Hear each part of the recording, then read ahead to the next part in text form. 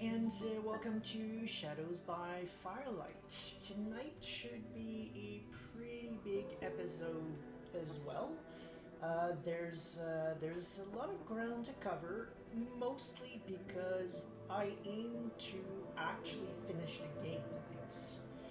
We are now starting chapter 5 out of 6, and I feel there's not going to be as much to cover in terms of lore as previous episodes have, and in terms of theorizing for things in regards to what's coming in W5, I think a lot of that was done last week.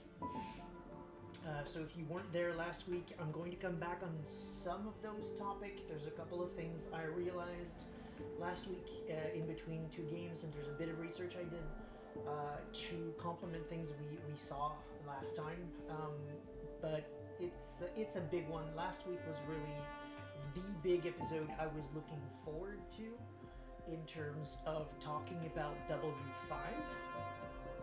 And so we're just going to touch on a couple of things. We're going to be talking about patrons a bit tonight, just to cover things that the game doesn't really go into all that much. It tells you about some of the tribes we're going to be choosing our tribes tonight, essentially. But it doesn't really touch all that much into the spiritual side of it. Like we spoke last week, they mention rat, they mention Pegasus. We didn't see it because we didn't make the right choice for that. But they do talk a little bit about Pegasus, but that's about it. The other totems are I don't think they're even mentioned. So I will dig into a little bit of that tonight as we're playing. But still, so far, in average, it's been 3 hours by chapter, so that's why I'm saying it's going to be a big one tonight, because I'm trying to do 2 at once. So let me just check chat quickly first, then there will be 2 things I want to cover that weren't accurate last week, or that I didn't feel very satisfied with my explanations, and then we'll dig into the game right away. So a lot of people are essentially just greeting each other, which is cool. That's nice. Lots of interaction in there. That's really, really nice. Terrarietta says, "Finish? What? No! So many more playthroughs. We're not letting you finish the game yet." Okay, that's accurate. Actually, I really just meant finishing this playthrough. For next week, if we succeed to finishing now, my plan is to right away just start another one. There's a lot of things I think we've still left to see. For example, in this playthrough, we went to the forest in chapter 1, if you recall. There's also the city we have not been to at all, so I would like to try that. I would also like to see if we can figure out more about Erica, who the current prevailing theory is that she might be Bastet, potentially. We're not sure. Because the game makes a big deal of there being cats everywhere and doesn't really do anything with it. So we're thinking maybe it's a hint that there are Bastets around. We don't know. We'll see if we can figure it out, and if we can get the little bit about Daniel, the Red Talon that we failed to get in this playthrough. Apparently, we have to get Bartek killed in order to get a little bit of roleplay there. So we'll see if we can make that happen next playthrough. So I might be a bit more decisive on the next one, trying to voluntarily get a couple of things to trigger if we can figure out how. But I will absolutely, in the important bits or the funny bits, I'll absolutely go back to chat and let chat decide. Because it's still about you, of course, setmates. It's still about making sure you're all being involved and having a good time. Terraria says, "Do the Secret Tribe playthrough. Do it!"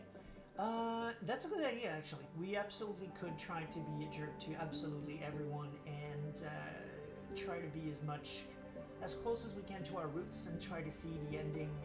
That would be a good idea in the concept that we're trying to talk, to pull this game apart and talk about what hints we can find about W5. Getting the Secret Tribe would go a long way towards that. We spoke about that last week, but it was all hypotheticals because essentially I don't know what I'm talking about because I've never seen that playthrough. So it would be great to do that. It's definitely up there. I mean, feel free to talk about it. Actually, chat. I mean, let me know what you want to see. If you'd like me to go for the semi get a Fenris tribe playthrough, let me know in chat. If you'd like me to go for something more specific, we don't have to this like we don't have to try to get all the hints out of the game. We can have fun with it too. If you'd rather get, for example, that I try to go for a Galliard run and damn everything else, just let me know what you'd like to see, and I will absolutely try to make that happen. My goal is to make sure you all have a good time after all. Okay, so there's more actually back in chat, so I'm going to read that quickly and then get to my points. You don't have to be a jerk to Bartek or the person who has to die. Just Olga, Pam, and Kim. Alright, good to know. Good to know. We will be jerks to these people if that's the playthrough we're going for. Sorry.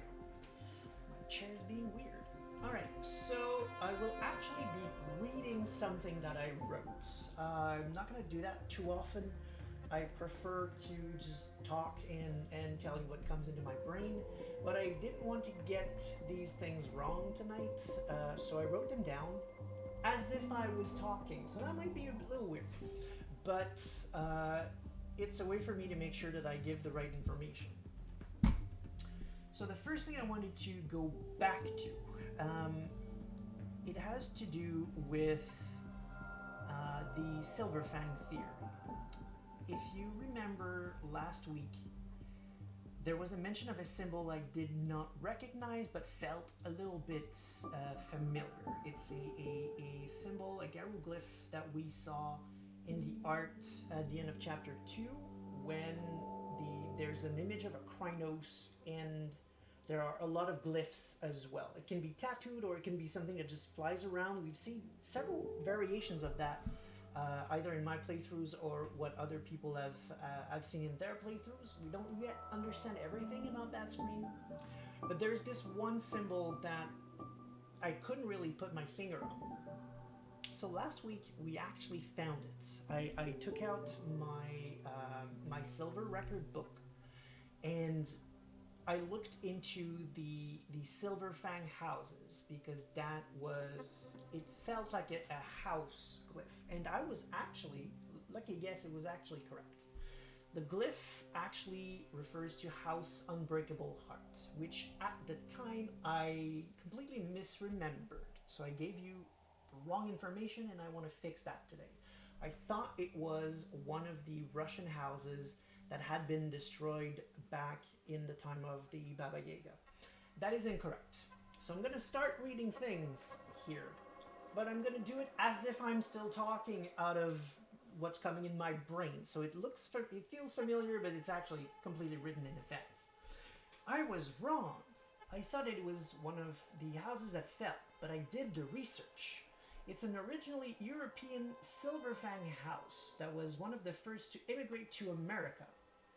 They're supposedly reputed as facilitators between the tribes, but as per the revised era tribe book, apparently they haven't done much of a good job at it recently.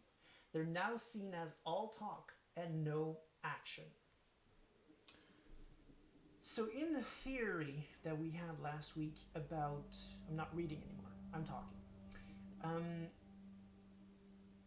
We had a theory that a couple of tribes would probably be pushed aside and replaced by splinter tribes, essentially, so that some of the more problematic tribes can still exist in the lore, but that what you're actually playing is more in tune with modern sensibilities. Sort of like what V5 did with the Essamites, for example. Now we have the Banu Hakim.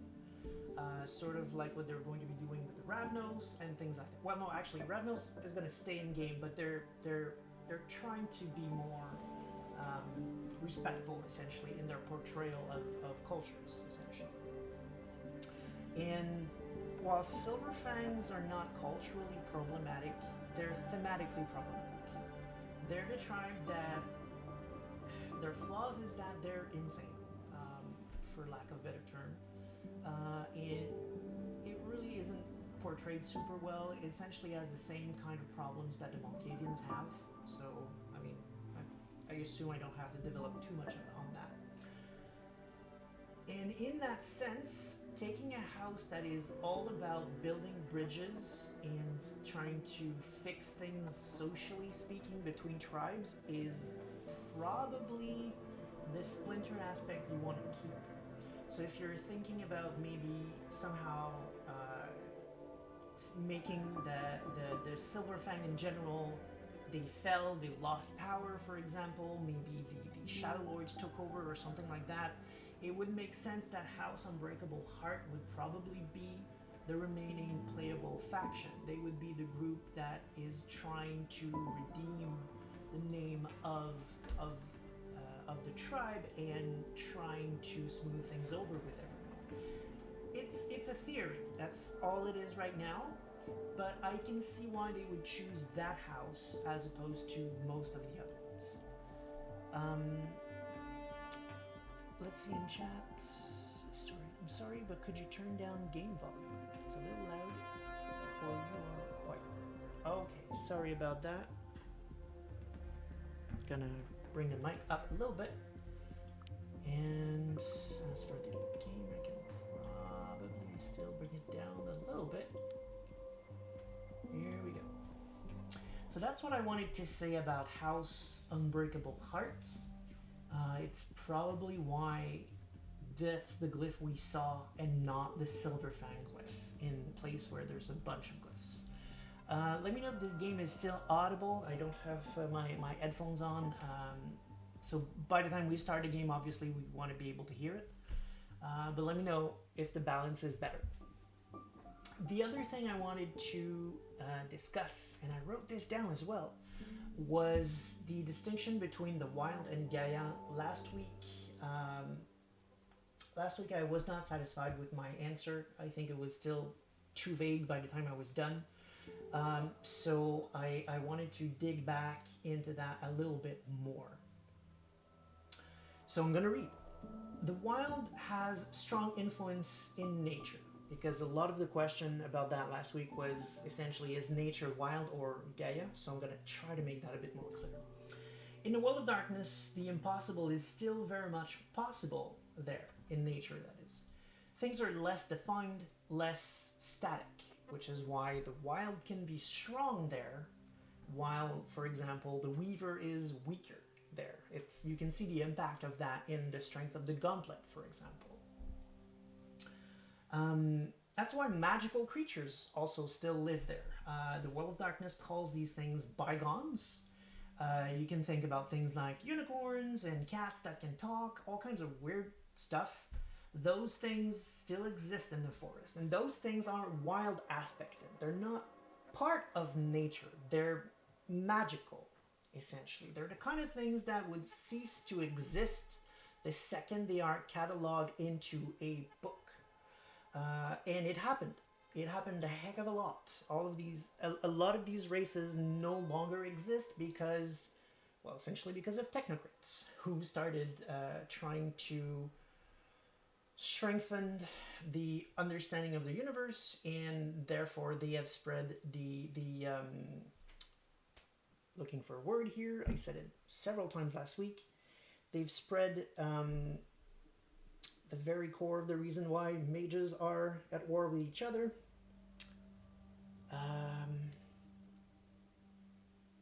Consensus, essentially. They're spreading consensus, and consensus is killing magical creatures.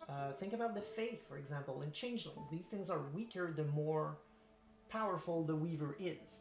All of these things are wild aspected, but they are not themselves natural. Nature is Gaian, specifically. So going back to my text, think about it this way. Plants, trees, and animal spirits are, generally speaking, Gaian spirits, not wild spirits. Think of all of the Garu totems, for example. Dragonfly, boar, weasel, you name it. They're all animal fathers, and they're all Gaian spirits. For an example of a wild spirit, that would be a much more random thing. One of my favorite example is a weird little tornado spirit.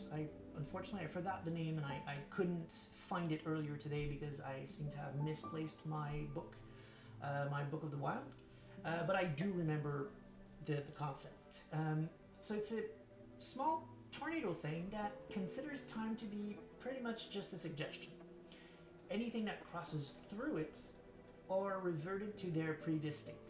So, for example, if you were to throw a window in it, it would come out as sand on the other side.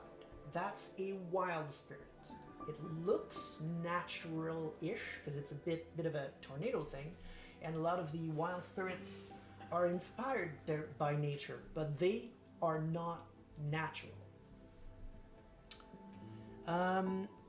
So Terraria says, and DNA. Yeah, DNA is absolutely a problem as well. That's a company that exists. They're mentioned in the Book of the Weaver. So yes, they absolutely also spread consensus. Humanity's job, we traded technology in exchange for cataloging the world for the Weaver. Pretty much. Hey, Madman Quill, thanks for coming tonight. Happy to see you as always. So those were the two things I wanted to talk about before I dig into the game proper, which I will now do. Hopefully we can go through the rest of the game. I'm going to lower my volume in here because it's here splitting. Here we go.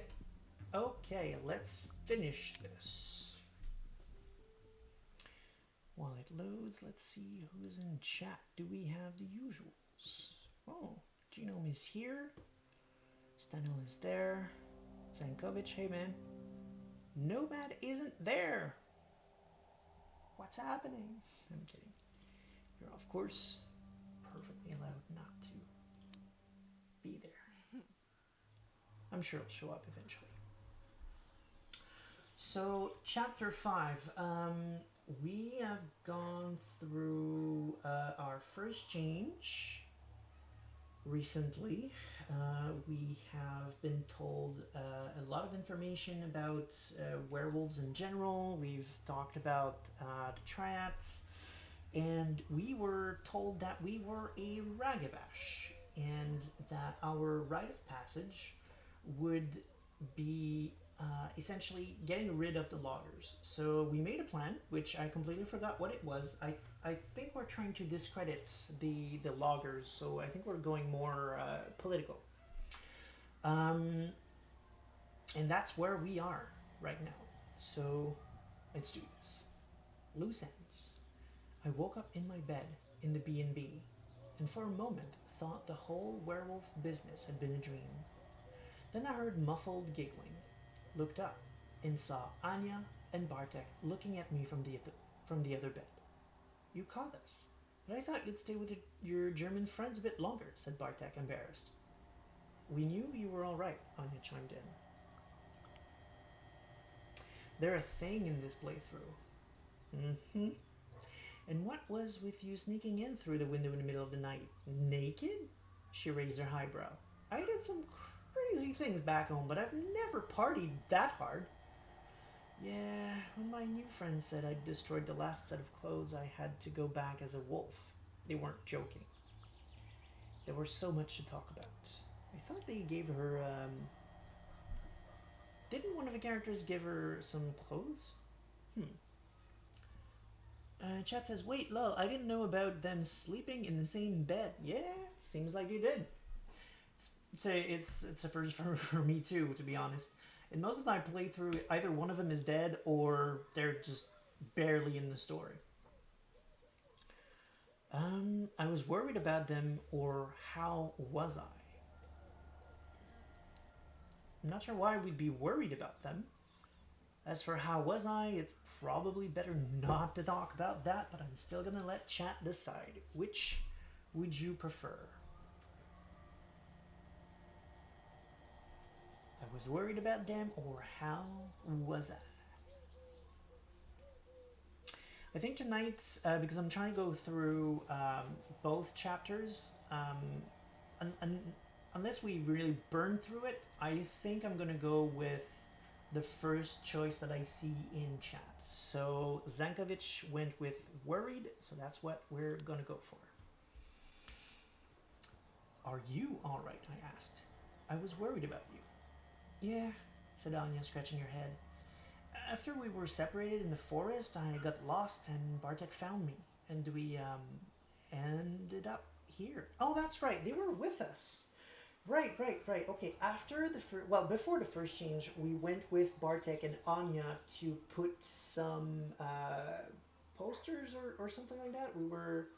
I forget exactly what we were doing, but we got chased by hunters and everyone got separated. Well, at least we got separated from the two humans. That's right.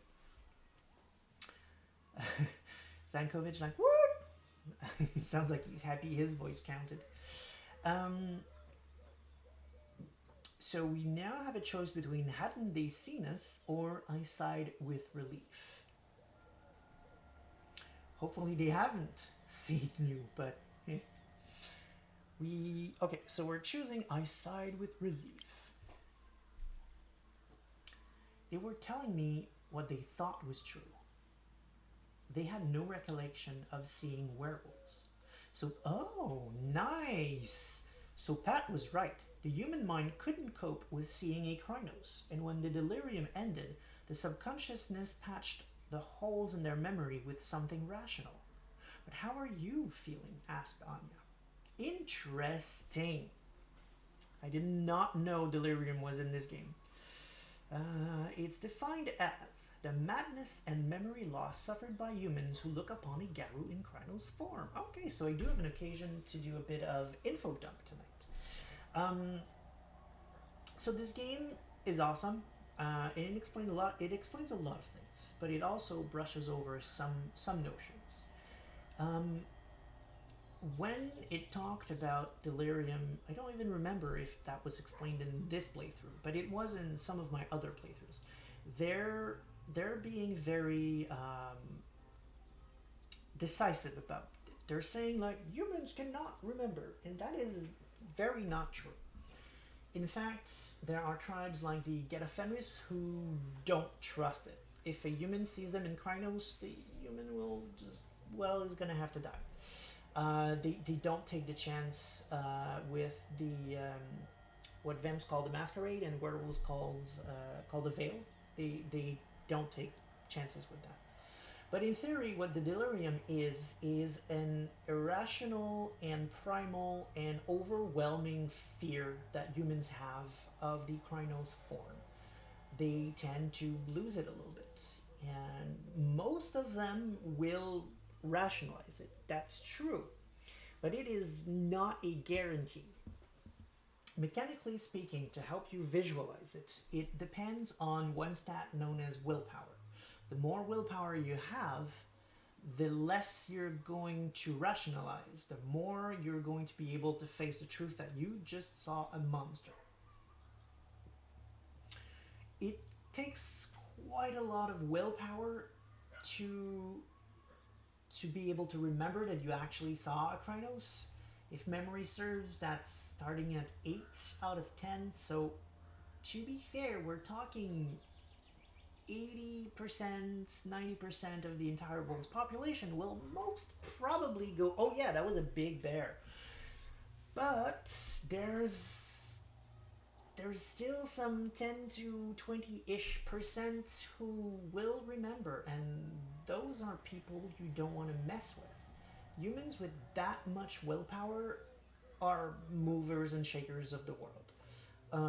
Or they're on a path to becoming mages, who incidentally are called will workers. That's not a random fact. Mages tend to be really, really high in willpower. There's also a bunch of other things in the world that are immune to delirium, which ironically does not include Fomorite. Yep. The main villain of Werewolf the Apocalypse are not immune to delirium. It's a power. You can buy the immune to delirium power if you want them to be immune to it. luckily, most people don't know that and tend to roleplay Farmerai as being immune because otherwise there's just no fight. But yeah, it's still factual. I don't know why, and I hope they fix that in W5. Anyway, um, oh, there's stuff in the chat. Sorry, weak-willed humans. Ha ha ha. I probably made a joke somewhere to make chat laugh. I need to go to the mental gym. Need to go to the mental gym to up their mental willpower. Yeah, willpower 7. I met Bigfoot. Yeah, yeah. At 6, 7-ish, you remember, you still rationalize it, but you're not going to be like super terrified about it. You won't completely forget it. Super low willpower, you're just going to completely forget about it. Mid-ish, 6, 7, you kind of rationalize, and above that, you just remember. Um, but I was going somewhere with this. Sorry, I lost my train of thought. Yes, delirium. Where does that come from? Because you might be thinking, why does a Krynos have that effect, but not, for example, the Ispo form, or not, for example, a vampire in Zulu form, or any other monsters in the world of darkness, of which there are a ton of. That's because of a specific point in history known as the Imperium. A long, long time ago, not in the galaxy far away, in our world here, in the world of darkness, the werewolves thought it would be a good idea to call humans and enslave them essentially. It's not as evil as it sounds when you understand the whys and how it came to be, but it was bad. It was not a good idea. It was horribly executed, and it was just one of the worst things that werewolves ever did. I could explain, but would still be there tomorrow. So for now, I'm going to leave it at that.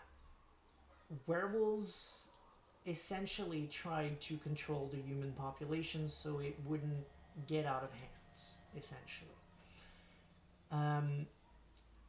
Which just scarred, essentially, the human psyche forever. Essentially, we just, even though it's been a long time, like many, many thousands of years, we sort of still remember the image of a Krynos coming in and just slaughtering half the village, then leaving. Because, hey, they figured there were too many in that one village, let's fix that. And it just scarred us. And still to this day, it scarred us. If you see a werewolf, you're going to just curl up in a ball and remember what it was thousands of years ago, having these monsters come into town and just do what they did. So that's why we have delirium. It's also why most of the other changing breeds also cause delirium. Some of them less, but there is still some effect of delirium in most Krynos forms. Thanos werewolves during Imperium. Yeah, that's kind of, well, actually, that's kind of the idea. Like, Thanos did it to save-ish the world, to make the world a better place. That's kind of also why werewolves did it, which I guess at this point I'm just going to explain it. So you might know that there are other were creatures. I'm going to try to brush through this quickly, but there are a bunch of other were shifters. You've got were lizards, were ravens, were cats. But you've also got were rats, known as ratkins. And today they're completely different, but originally they had a role to play in the grander scheme of things. Their job was to control human population. They were not the completely whack breed that they are today, who is just all about, plagues and explosives. They were not that at all. They were just there to make sure that humans would not get out of hand. They wouldn't go too far towards the Weaver. They wouldn't develop incredible technology, and they would not screw up the balance completely. So what happened is the War of Rage, and one of the many excuses that the Garou have today to justify why they did the War of Rage, Right, what's the War of Rage? It's the war where werewolves killed all the other breeds. I'll leave it at that for now. They all survived except three, but werewolves thinks they did the job and they killed everyone. One of the reasons why tensions rose against the Ratkins is that werewolves thought that the Ratkins were not doing a good enough job of it, so they started the Imperium to do the job right. It didn't go. It didn't go well, and we've seen the results. After that, they stopped the Imperium, and humans got out of hand. Hence, look at the state of the world today, with pollution and balance being completely thrown off. That's on werewolves. They did that with the Imperium and preventing the Ratkin from doing their job correctly. And I mean, all of the breeds had a job to make sure that balance would be kept. So yes, a lot of the problems in the world of darkness comes from the fact that werewolves screwed everything up with the War of Rage, including themselves.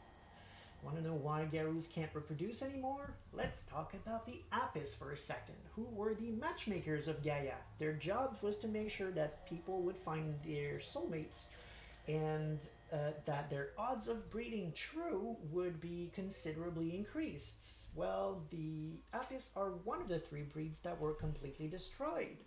So now none of the breeds are able to reproduce effectively, and they're all dying. Thank you, werewolves. Okay, back to the game. Um, that's actually back to the game, back to Delirium, back to the stance this game has on Delirium. I'm thinking that maybe the mechanic of Delirium is going to change in W5. Because willpower functions differently in Vamp. It's similar, but it's still kind of different. It's more like, it's not that you spend willpower points, it's that you take willpower damage now, and you have to heal this willpower damage, right? So it's not the same system, and therefore it stands to reason that you can't really base Delirium on that anymore either. So it's going to be interesting to see how it works now. And I'm thinking that's probably why this game is now saying, yeah, humans just forget. Plain and simple. Humans just forget. And I think it's the right approach. In game, as a storyteller, you don't always want to rule exactly how many willpower this random bystander has, right? If it's relevant to your story and you need that person to remember, you're probably going to have a reason why they remember, and that reason is not going to be, oh yeah, they happen to have 9 willpowers, right? So it's just so much easier for absolutely everyone involved if you consider that, yes, humans just forget. That's it. That's all. Don't worry about it. Just go for it. It also makes it easier for werewolves to play werewolf, right? Because if you're always thinking, oh, I can never ever be in Krynos unless I'm in the depths of the wood or somewhere in the Umbra, then you're not really playing the fantasy of a 9-foot tall murder machine going into a Pentex subsidiary building and just ripping everything to shreds. Because cameras, because everyone who are going to see you, there's going to be a problem. But if everyone who sees it forgets it, then suddenly none of that is a problem, including cameras. Suddenly you can actually play werewolf that way. If that's where the story goes. I'm not saying I support just being a ripping machine in werewolf. There's depths to be had in that. I'm not saying play it that way, but I'm saying now it's actually an option, because it really wasn't that much of it before. You were kind of stuck in Ahmed all the time before, unless you were on the set. So I love this change, if it's a change, and I support it entirely. Let me, in a city, shift Krynos whenever I need to. Please. Please. If I want to be subtle about it, if I want people to have memories of the event, sure, I can shift in a more subtle form. I can either stay Ahmed or take something like Glabro, for example. But if shit hits the fan and I need to fight, let me take Krynos, please. That's like the core game right there. Let me shift Krynos and fight. So yes, I'm thinking that's where they're going, and I hope it is. In the chat, we says since Ratkin were made to herd humans, does that mean they were one, if not the last, Farah made? That's a very good question, actually. I don't know how old the Ratkin are, but I do know that is in fact why they were created. So it would make sense. I agree, and I mean, most of the other tribes predate humanity. Most of the other breeds predate humanity. I know for a fact the Ratkin don't, and the Kitsune don't. And I know for a fact because it's literally in the Kitsune book that they're the youngest. So if I had to venture a guess, I would say it's either werewolves or Ratkin after that in second position for the youngest breed. It's probably mentioned somewhere in the Ratkin book if they came before or after, but I mean I could get the book, but let's not do that, right? But that's a good point. You're probably correct that they're very young. Yes. Delirium deals set amount of willpower damage, and if it dips into aggravated, they just forget. My guess for mechanics could be, absolutely could be. I don't know. We'll see next year, I guess. To be honest, they're probably going to reevaluate that because once again now there's a different team working on it. So there are things that are probably set and things that will probably move about, and I assume balancing and system is probably one of these things that are going to move a lot still. So let's go back. How was I? I'm alright. Sorry for disappearing so suddenly, I said. Because what else could I say? I lied about the naked stunt, I lied about what happened, or I told a version of the truth. Man, I love that bit. In my second playthrough, I came back and Anya was there. And I literally broke the veil. Like, I shifted in front of her. And I don't know if we'll be able to do that now in front of both of them. But in my version, she lost it completely. And someone told me in their version she was okay with it and stayed in touch with Anya afterwards. I think this particular bit is just genius, especially since, as we've established, Anya can die, right? So in my first playthrough, I didn't have that bit at all. Anya was dead. So that was something very exciting to play when I went through my second time. And by the way, you can vote on which of the three you want to take. I'm talking right now in good part to fill up time while chat decides what we're going to click on. But what I'm saying is still valid, and it's still something that I found fascinating. In my second playthrough, I was giggling. I was like, oh my god. A, she's alive. I forgot she's alive. I'm not used to her being alive. And B, I'm like, I'm a young, stupid werewolf. I have no idea about half of the rules. Like, I can actually break the litany right here and there, and I wouldn't even know it's a bad thing. Oh my god. That was awesome. Oh dang, Shoban is with us tonight. Thanks for coming. It's cool to see you there. And she is the one who has voted to give a version of the truth. So we're going to be doing that right now. I got lost in the forest. Technically, that part wasn't a lie. Then I stumbled on the activists, and I kind of got carried away. I wanted to tell her everything. I packed my bag in silence. I felt a rift growing between me and Anya, and I felt a sudden urge to tell her everything. But I couldn't, or I told her something she could understand. We are dancing on that line. It's so delicious. So chat, what do you think? Are we being reasonable, or we're being a young, stupid werewolf who doesn't know what they're doing?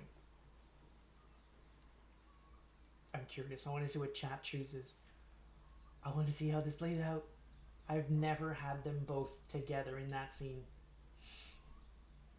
Something she could understand. My vote. Right. I'm just gonna explain Shoban because I assume you just got here.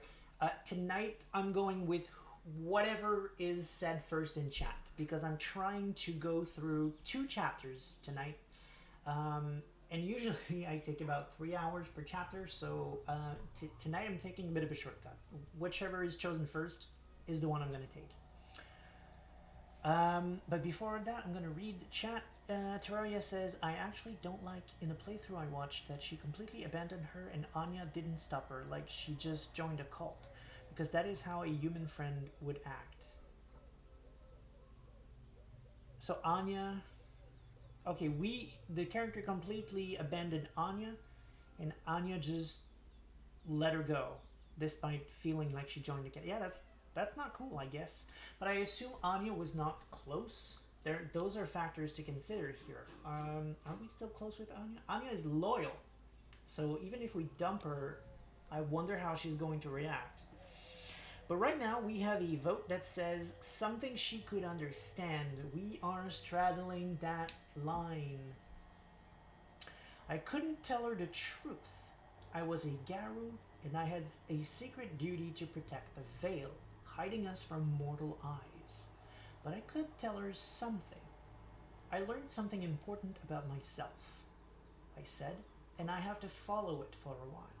Sorry for the sudden change of plan. I sighed and continued packing. So are you leaving? Asked Bartek. What about your family history? That's interesting. It seems like we don't have the option this time to just go all out and explain everything. And I wonder if that's because Bartek is there. That would make a lot of sense. Even though they're both loyal. I shrugged. Whatever the answer was, it was now Maya the werewolf's problem. Maya the student was dead. Let us know when you figure it out, said Bartek. We'll be waiting. Anya hugged me. I mumbled something, took my bag, and left. That is still very cool. I really like that scene. However it plays out, I like the scene in general. Everything according to plan. I dropped my bag in the cab and ran through the plan one more time. They expected me to act like a Ragabash, but Lisa had proposed another plan, one more spiritual. So I would really like to see the third playthrough, but we're Ragabash. We're literally Ragabash, so personally I'm leaning towards just acknowledging and embracing the fact that this is how we've played the game so far. If you remember in the first episode, we were trying to go for Thurge, but that's just not how it played out. So personally, I think we should go for Ragabash and potentially see the Thurge, the Thurge ending / scenario at another time. We're gonna play this game a lot. Okay, so someone agreed, and we're going with first choice tonight, so that is Ragabash. The Beatles. Let's go through the plan again, shall we? Cornell looked at me with those grey eyes of his. The plan was simple.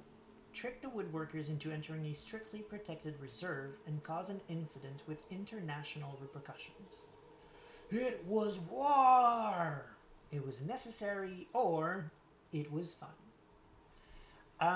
Well, we're Ragabash, so I guess it was fun would be an interesting choice, but that would also mean no rage.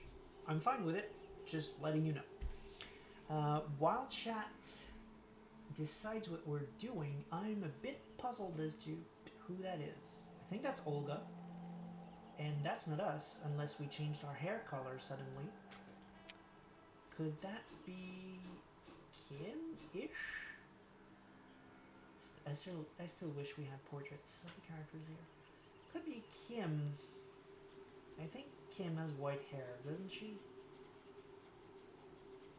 Short, white-ish. Could be. I'm really not sure. So let's see, chat. What are we going for? We're going to war. We're doing what needs to be done, or I almost clicked. Or we're having a bit of fun.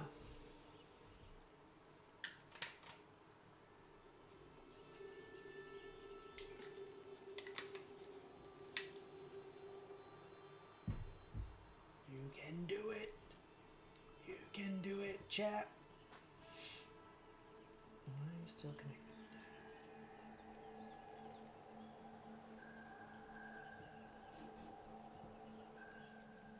Should be.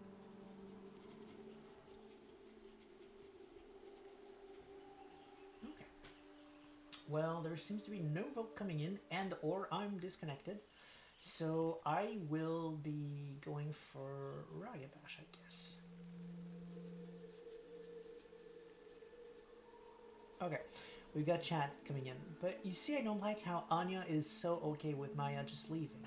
Maya is in a completely vulnerable place and super easy to manipulate. I guess so, but I assume it's something that needs to be seen, I guess. Like, I see where you're coming from and I agree, but I can also see how at this point Maya could look resolved, could look like she's okay with it. Overwhelmed, yes, but she's dealing with this situation. She, like she said, I'm Maya the werewolf now, so she's in control. So maybe Maya just kind of trusts that she knows what she's doing. It could be that. It's something a TV show would convey a bit better, I guess, because you can see the body language. Here, I mean, I suppose it could have been described that way, but it wasn't. So our imagination, I suppose, needs to fill those gaps. But also, we have a vote for it was fun. So that's what we're going for. And we are out of rage. Hopefully, no battle coming up. Right. I had fun making people do things I wanted them to and pulling strings. So next option is I lured the loggers into the woods, I sent Pat to talk to some scientists, or we needed reporters. Ooh, we needed reporters, right? Would that bring Erica in, you guys think? Sorry, I said guys, I have to learn to say set mates all the time. Hey, set mates, do you think this might bring Erica back? Maybe we're gonna learn stuff about her. Think about it. You can still choose whatever you want, and I'm going to follow what your choice is, but this might give us some answers. Just saying. We have in chat also the Maya the Werewolf comment. You've only been one for one night, girl. I'm sorry, but I just don't like it. I agree.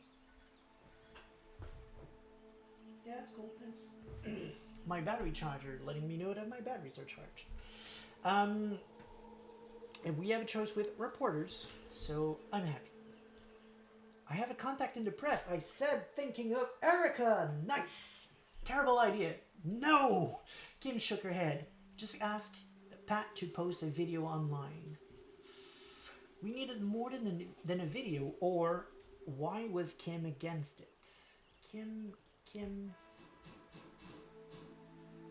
If memory serves, Kim is the bone gnawer. And Pat is the glasswalker, right?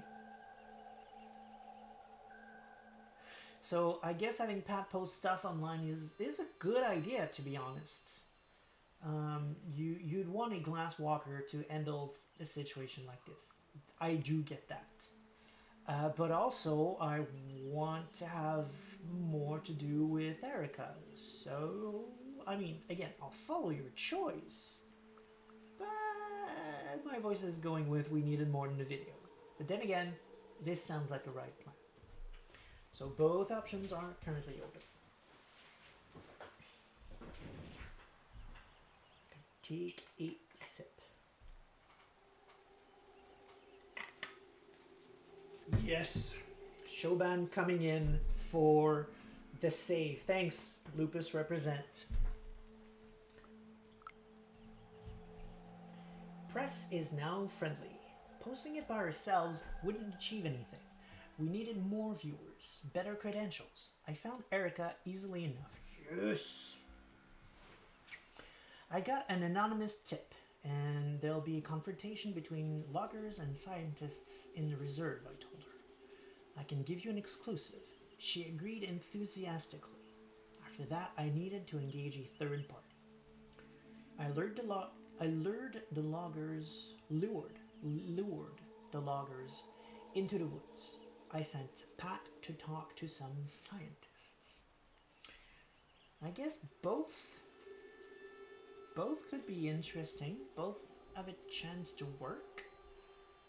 I feel like this sounds more like the plan we're trying to do. But also this implies sending a glasswalker doing some weaver stuff, which they're good at. So they both sound interesting. While chat decides, I'm going to be reading chat. She's acting like someone who just joined a cult, and while that is valid for some septs, this sept seems to want to do away with the cult-like stuff. She's acting like someone who just joined a cult. We're talking about Maya here, I agree. And while that is valid for some septs, what do you mean, what's valid for some sept? You mean some sept are cult-like? I'm not sure. Sorry, while you clarify, Nomad says scientists. So we are going to see scientists. Pat was like me, always the one for mischief. Oh, that's right.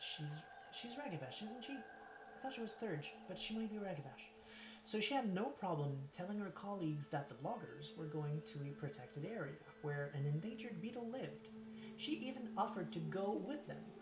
There was only one thing left to do. Oh, we're doing all of them. Okay, I see.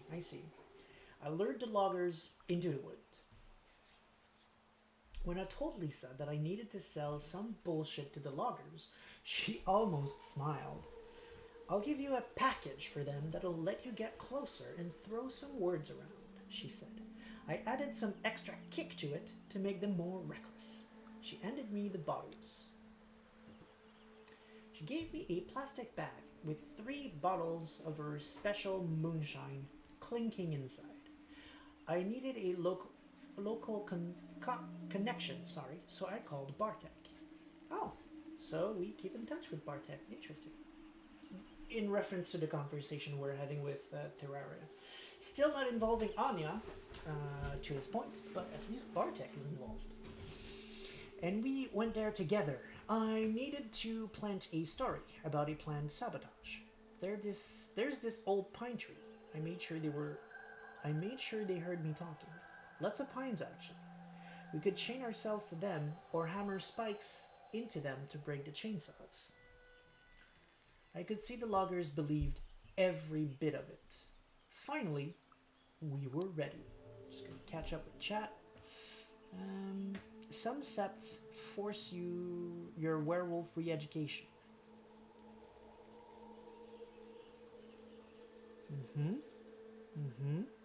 Which is not the case here. But I mean, to a certain degree, any sept is going to re-educate you because the stance of especially a lot of elders is that everything you know is wrong. They're going to be telling you that science lies, essentially, and that all the history you think you know about, like dinosaurs and stuff, never happened. And they're kind of correct-ish, because dinosaurs existed, but there was also Macaulay there and all of that, but still. They're going to tell you about the real history of the world, with the Triad creating the world and everything. So, I mean, it's cultish, however you want to look at it. And when you go back to your friends, you can't really tell them any of that. It's not as bad, I guess, as Vampire, where you're supposed to say that you're dead, right? But it's close enough. A lot of werewolves will not go back to their families, will not go back to their friends, and, well, in fact, will be shipped in a completely different country when you think about it. The way that they put packs together from septs from all over the place, saying, yeah, I've got a cub, yeah, I've got a cub, and they're just gonna send these cubs to one sept, which can be half a world away, right? So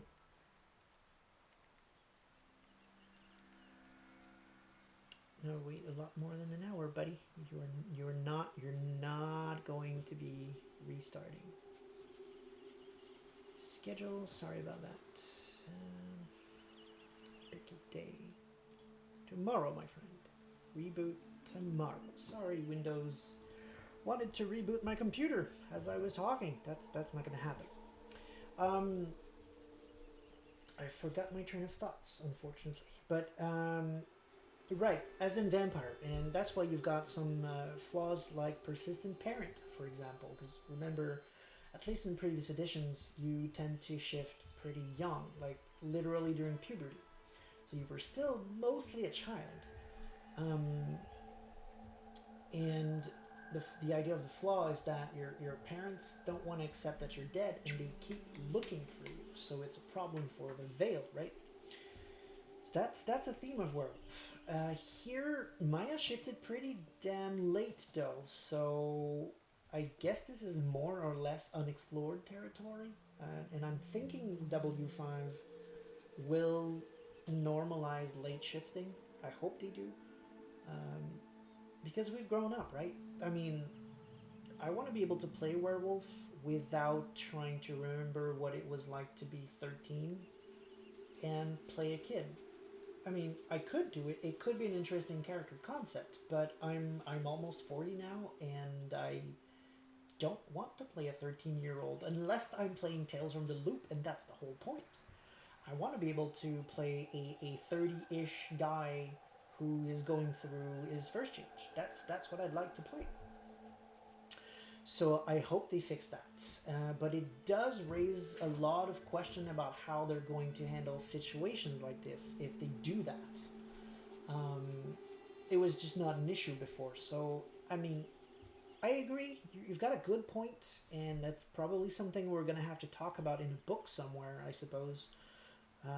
Well, we are. They are. The makers of the game will have to talk about in a book somewhere in terms of how people deal with the first change in their 20s or 30s and how they just somehow tell their friends, yeah, I'm packing my stuff and I'm leaving and you can't stop me by. It's a thing, for sure.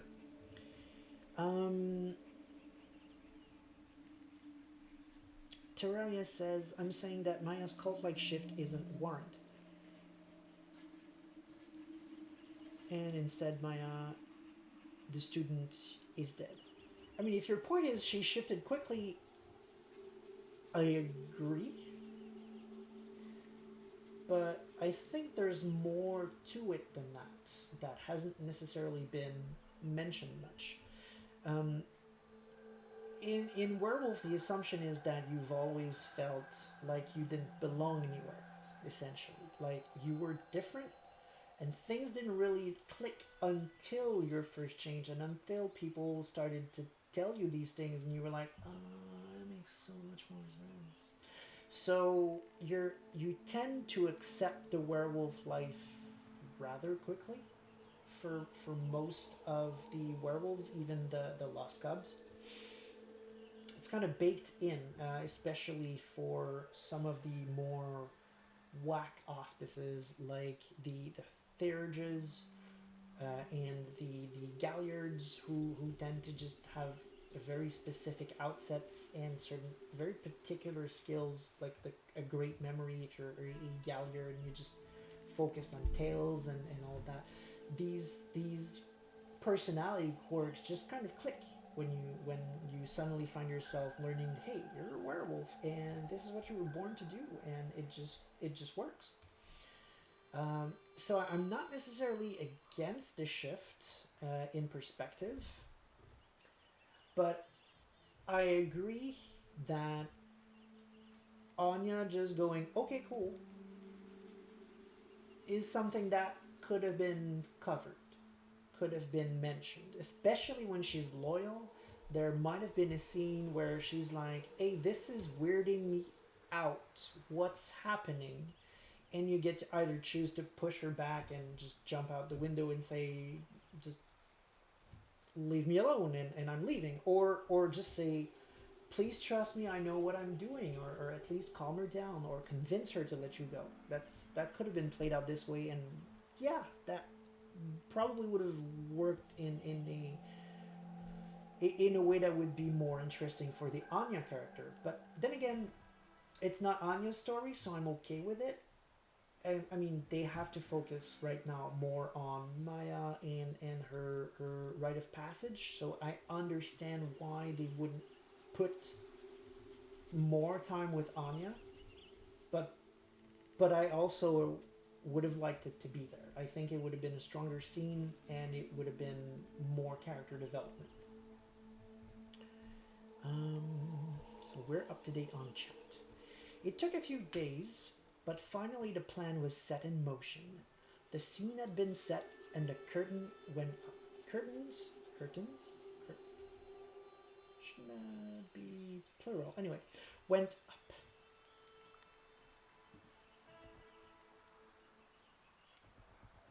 Shit hits the fan.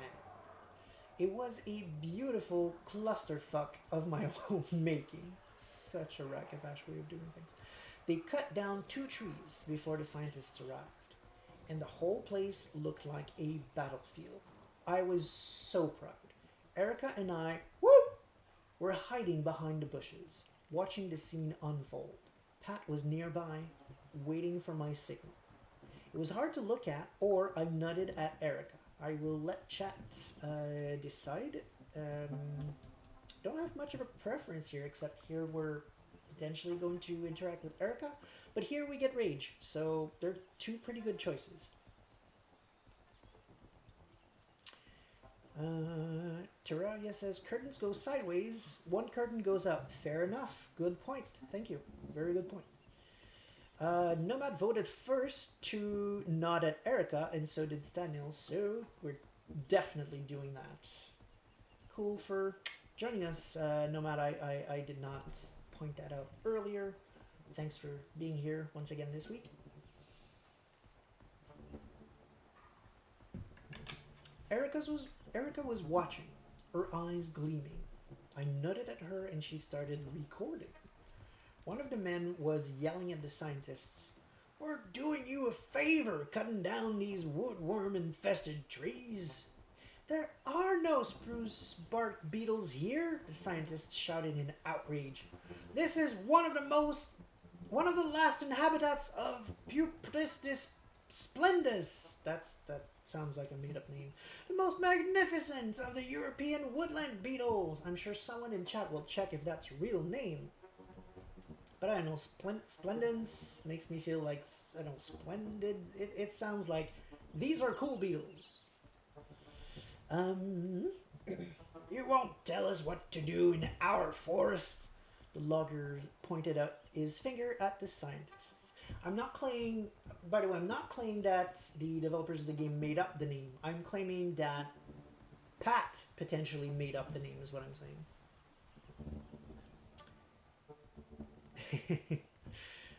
Terraria says, "Not at the best bastet," and escalate. I didn't even read the choices yet. Sorry. We needed to escalate, let them argue, or it was time to wind it down. So as I mentioned, I'm going with the first choice, so we're going to escalate. And chat agrees. We've got 3 votes for escalate anyway, so that's where... Oh, glory goes up. That's what we're going for. We needed to escalate the situation a little more. "It's not your forest," I barged into the scene. "You pathetic leeches don't own the Pushta. It's the Pushta that owns you." Am I screaming too loud? Let me know, chat, if I'm being too into this. It went better than I thought. The logger's face reddened. "Say that again," he said, slowly taking a step forward. I saw one of the others reaching for an axe. I sensed something sinister. Samuel says, "The gold Streifeiger, Buprestis splendens, is a species of beetle in the family Buprestidae. Wiki." Alright, that's... I stand corrected. That is indeed a race of beetles. And Terraria says, "Wait, they're vampires?" I don't think she means vampire here. I really don't think that Maya even knows that vampires are a thing at this point, but yes, for everybody else, leeches is one of the names given to pejoratively to vampires. My skin prickled. There was something wrong. Something else. It didn't matter. I had to act or I focused.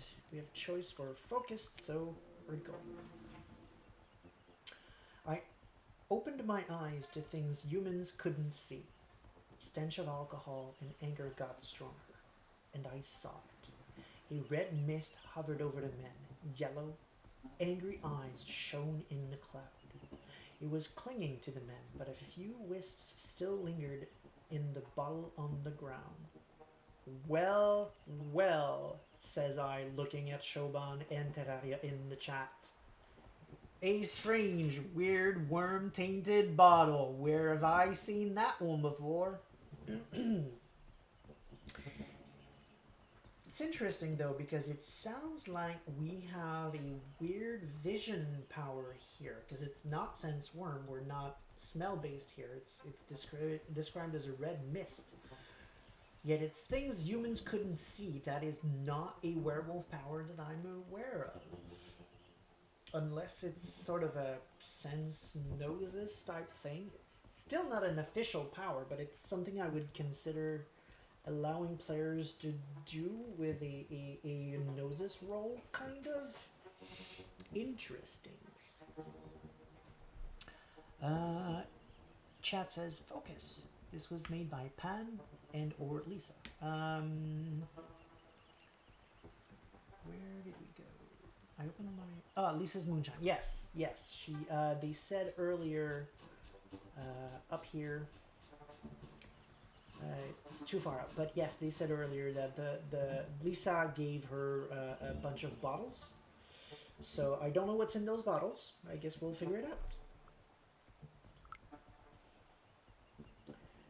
Gaia, damn it! Whatever spirit magic Lisa had used to make the moonshine stronger, it was feasting on the loggers. I changed, or I looked at Pat. Okay, this is a moment of truth. Again, chat decides.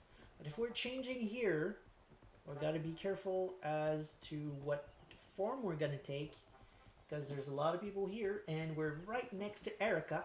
So, you know, if she sees him a werewolf, she might say, hey, by the way, I'm a big cat.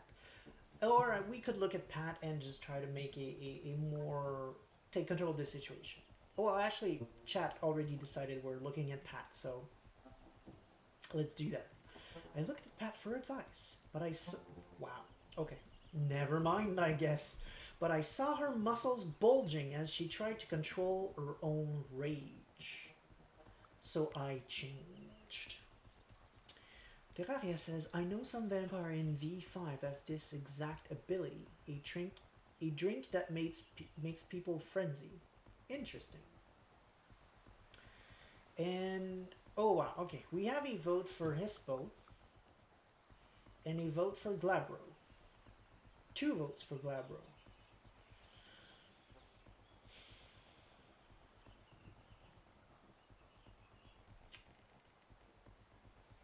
I'm not sure what Hispo would achieve here.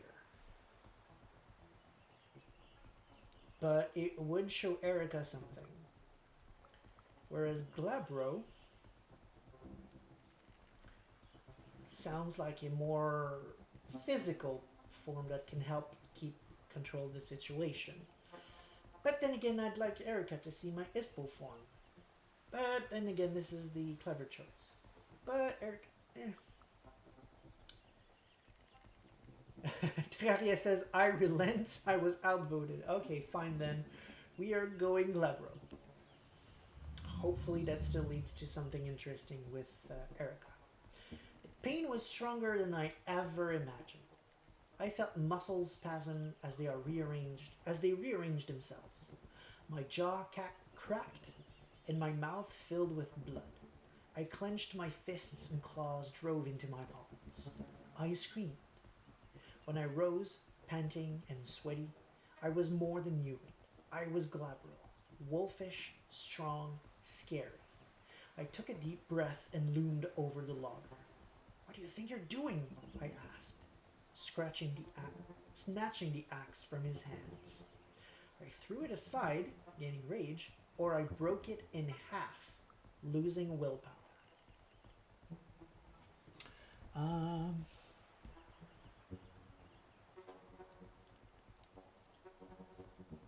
wanted to do it for shits and see how people reaction. Yeah, fair enough. Broke. Okay, so we have a vote for I broke it in half. So let's do that. I broke it in half over my knee and tossed it aside. They all looked at me, terrified. That was when I noticed the wolf mother watching me from the trees.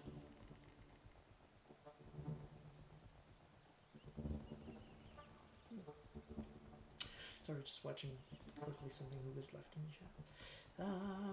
I blinked. I blinked, but she was still there. No one else seemed to notice. You don't really want to attack anyone here, do you? Erica pointed her camera at the loggers. Not on top of coming here illegally to destroy the habitat of a highly protected species. Okay, I thought Erica was telling that to me, but it looks like she's telling this to them. Right, so I let her talk. I said nothing and just stood there, casually flexing my biceps. For fuck's sakes, they're just beetles. Insects! The logger threw his hand in the air. What's wrong with you people? And cut. Erica grinned. Let's get out of here. I have everything I need. In the evening, the recording was ready. Wolf Mama, says chat, and Erica recorded us changing. She did. She did. That is not good. Well, her camera was towards the loggers, so maybe she did not catch that, but that is not good. That evening we sat with Erica and Pat, watched the edited recording one more time, and then uploaded it. It was time to bask in our glory and not mention the shapeshifting at all. That's a bit odd. And a victory it was. Thousands of comments, tweets, clips from the streams circling the internet, GIFs. We celebrated all night long. Lisa poured her special moonshine into small glasses. Special moonshine? What's in the moonshine, I asked. The loggers almost fucked us up. I bound anger spirits to the distillation column, she shrugged. It's safe for us, gives it a nice kick, but I didn't know how humans would react. The others seemed okay with it. Isn't Erica right here with us? Right? I mean, we sat with Erica and Pat, and we're just like gonna talk about it. I mean, come on. I proposed a toast, or I let them drink.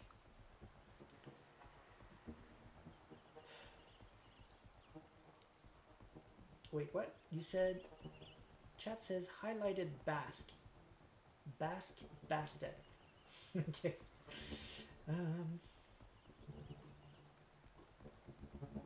Right. Okay. It was time to bask in our... I see what you did there. I proposed a toast or I let them drink. What does chat think about that one right there? Which one would... I think proposing a toast might interact with Erica, maybe get her to say something about what the hell Lisa just said, or let them drink and see if a drunk Erica is going to say, hey, by the way, I'm a big cat. First choice... Oh, wait a minute. Nomad says, anger spirit in the moonshine, so Ragabash, indeed. Stanel says toast, and Nomad says toast. So we are toasting. Lisa is friendly. I clear my throat and propose a toast. To Gaia, to the Pushta, or to us. How are we with Erica? We're friendly.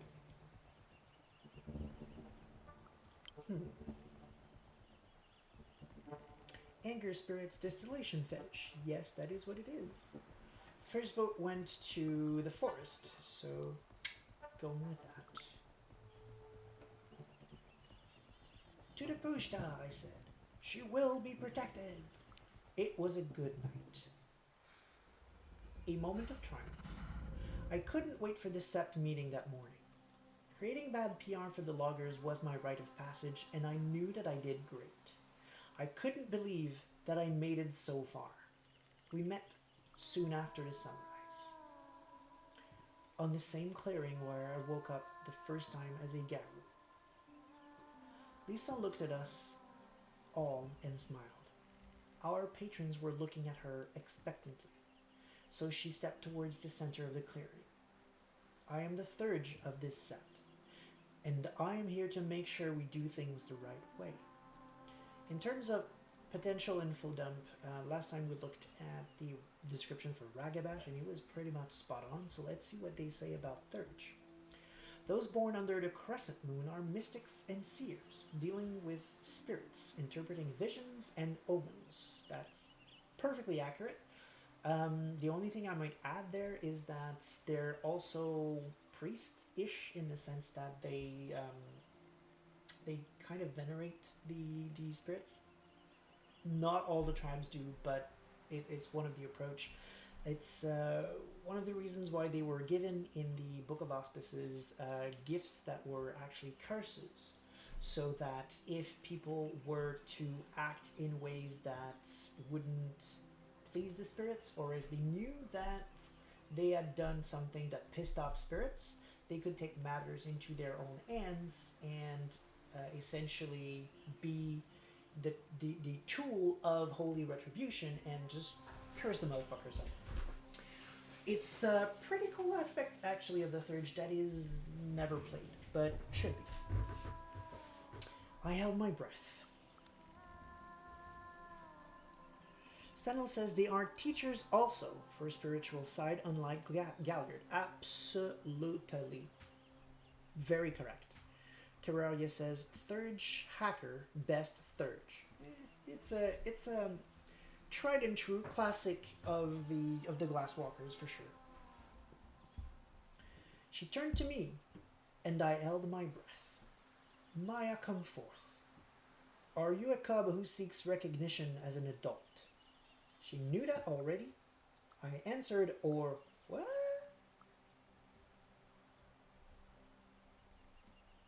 Not sure where we're going with the what answer, but maybe we're just reacting to the theatrics of it. Like, are you really asking me that, sister? I don't know. No, she's less than a week old. Yes. I mean, we've discussed this before. I think it's a design choice, so it makes sense. We have a vote for I answered. I am, I answered solemnly. Are you an applicant to a tribe? Lisa asked again. I confirmed. I am, I answered. Who speaks for the cub? Lisa looked at her setmates. I do. Pat stepped forward.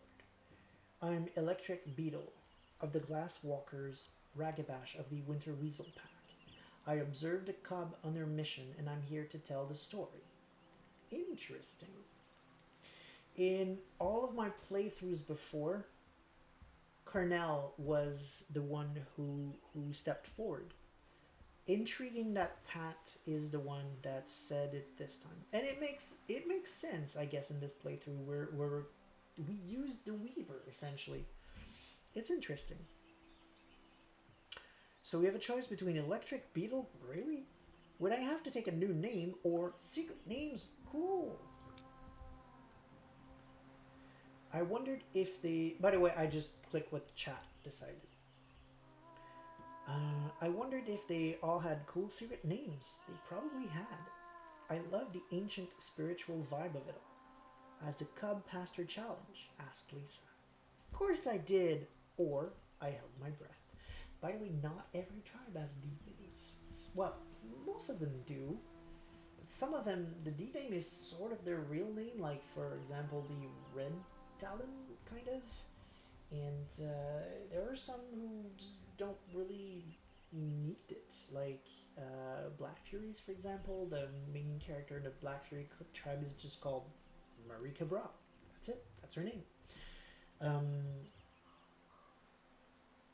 And some tribes have more than one. Like the Silent Striders have 3 names, if memory serves. You have your birth name, your true name, the one that you don't tell anyone ever, and your deed name, which is kind of seen as it's a fake name that I'm going to use with other werewolves because I have to give them a name.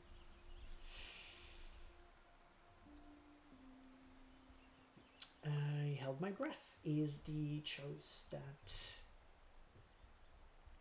we have made. I knew how it all happened, but held my breath nevertheless. She succeeded, was the answer. She fought bravely against overwhelming odds, and she succeeded. We didn't fight, and B, everything went pretty much according to... Well, no, that's not true. The loggers were violent, but I wouldn't say that was overwhelming odds. But Lisa turned to me. Have you chosen your name? Lisa turned to me. My new secret name. Suddenly I remembered my grandfather talking about his old friends. He never used their real names. They were always Thunder or Grey or Needle. I'd always thought it was a gorilla thing, some kind of warnings. Now I wasn't so sure anymore. How to capture my whole life, my aspirations, my personality, my heritage in one name. I cleared my throat. Mist, a name with more than one meaning. Iskra, which was polish for spark. Pine, a tree in a forest. Enigma, a mystery. Choose wisely, my friends. This is important. This is our deed name. It's going to stick with us for the rest of the game and never be mentioned again until the very last frame. If Pat and Lisa are unfriendly, Maya gets chewed out bad. Oh, really? Interesting. Oh, right. Why Pat, though? I mean, Lisa's doing the ritual. Pat's not necessarily included. Like, for example, in my case, it was Cornell. So maybe just Lisa? Would that make more sense? I don't know, maybe. But Chat has decided for Iskra, which I like. Actually, I think it works. Actually, it works a lot. I don't know if he's in chat, but one of my friends played one of the most iconic Ragabash in my games, and I call him the Spark. Mostly because he was my soundboard while I was DMing my first games, so he was the one with whom a lot of my ideas came from. I was just talking with him and organizing my thoughts while I was trying to explain my wild stories. So it ended up being his real name, his real world deed name was Spark. He's kept the name actually. He's still using it in online in many forms. So I'm really happy that the name I gave him is he keeps it as an honorific. So I'm 100% okay with calling our Ragabash character Spark. That's just awesome. Aren't the names normally given by the third or the sect? Yes, you are correct, actually, Terraria. Most of the time. With the Striders, they choose their names. With most of the other septs, it's the sept that will... Sorry, with most of the other tribes, this sept will give you your D name, usually based on how you manage to succeed in your rite of passage. This is not 100% accurate, but it's really a minor thing. So we're going with Iskra. My new name is Iskra, a spark, I answered, thinking about how sometimes great fires start with but one cunningly placed match. Wow, love it. As for the tribe, choosing the tribe was another matter. Okay, so here we've got Black Fury, we've got Child of Gaia, we have Glasswalker or Bone Gnawer. So this is where I'm going to pause a little bit and talk about the tribe patrons, just to go into a little bit more detail than what the game does. with those tribes. I'm not going to do all four, mostly because we've already had this conversation with the Glasswalkers and the Bone Hour last time. So in the interest of finishing the game tonight, I'm not going to go into that. But I will talk a bit about the Black Fury and the Children of Gaia patron.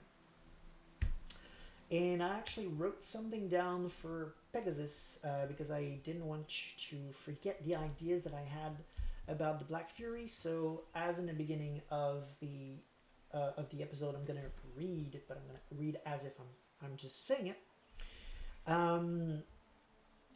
But I have nothing prepared for the Children of Gaia, so that one will just be up at the top of my head. So for Pegasus, Pegasus represents a lot of things, but mostly being wild and unbridled. He's about empowering women and refusing to be shackled by man. The idea is that Pegasus's rider was a jerk called Bellerophon that Pegasus rebelled against and dropped mid-flight. It's a bit of a mixed message because in myth Pegasus is actually male, so I expect this to be revisited in W5. I do hope they manage to keep the tribe about empowering people, though. Ideally empowering women specifically, because that's a big part of the Black Fury tribe. It really depends on how they deal with the fact that by now it's much more widely known that Pegasus is male, so I don't know how they're gonna deal with that. Still, thus Black Furies are meant to be true to themselves. They don't bow down before man. The womanhood aspect transcribes into a lot of the imagery of the tribe. There's a lot of imagery about maiden, mother, and crone, for example, and mothers themselves, as well as the concept of giving birth, is paramount to being sacred among the Furies. There's a primal, natural magic to the power of giving life, which also is transcribed even further into a deep respect for primal forces themselves, and the rare few primal places left in the world, which is why Furies can be found protecting places even Garu dare not venture. Places where the wild is dangerously strong. Places where dragons, also known as Mokoli, sleep. I'll catch up with the chat before moving on to the other totems, just in case someone has something to add. I expect Stana will definitely have something to add in terms of Pegasus and Black Furies, because she is in my heart my beloved Black Fury.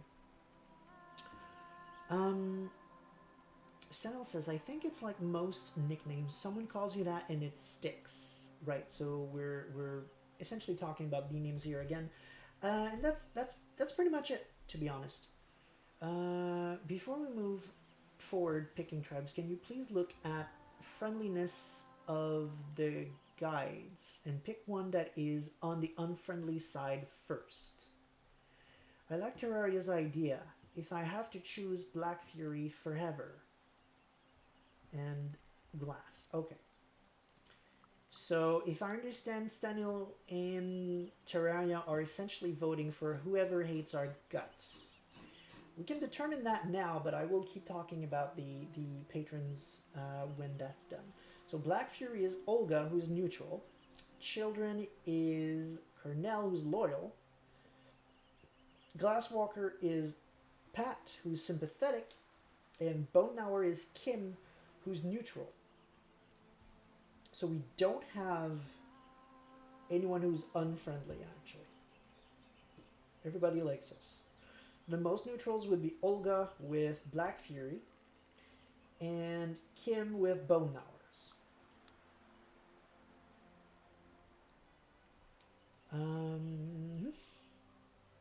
Stanel says, turns out you did sum up Black Fury pretty nice for a male. Thank you very much. Thank you very much. Terraria says that giving life stuff is interesting because as far as I know, Black Furies don't like being pregnant.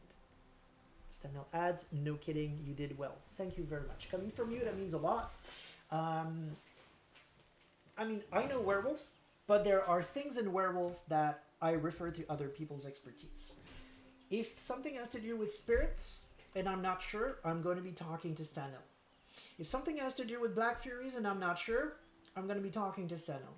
So if she thinks that I did a good job here talking about Black Furies, I'm freaking damn happy.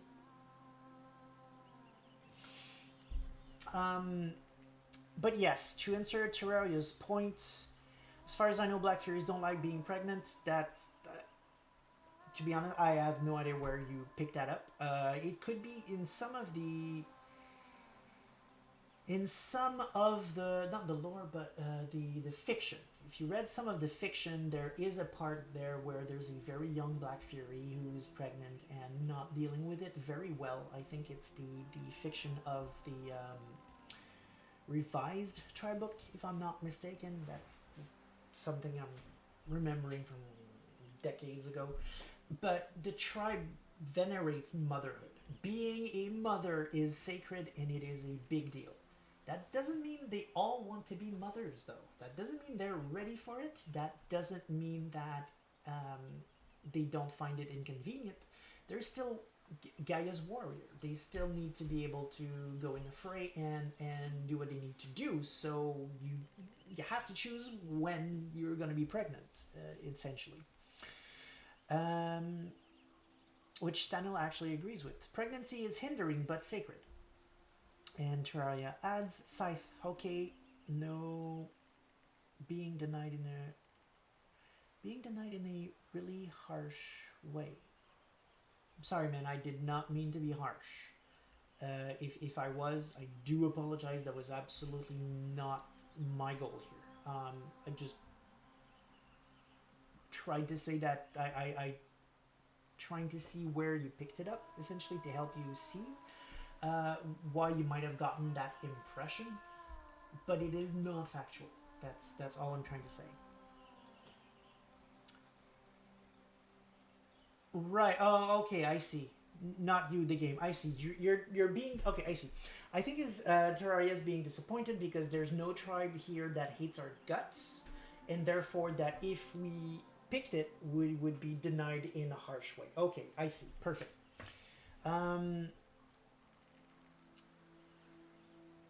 Due to you not being negative opinion of the guide in PC. I understand. Perfect. Thank you for confirming. Okay, good. So as long as we're good, I'm good. Perfect. But yes, I agree. It would have been interesting to see that, but it's not going to happen. Another patron I wrote something about and I wanted to discuss is actually one of the totems of one of the characters. It's not an option here, but I wanted to go over essentially the tribes that are in the game.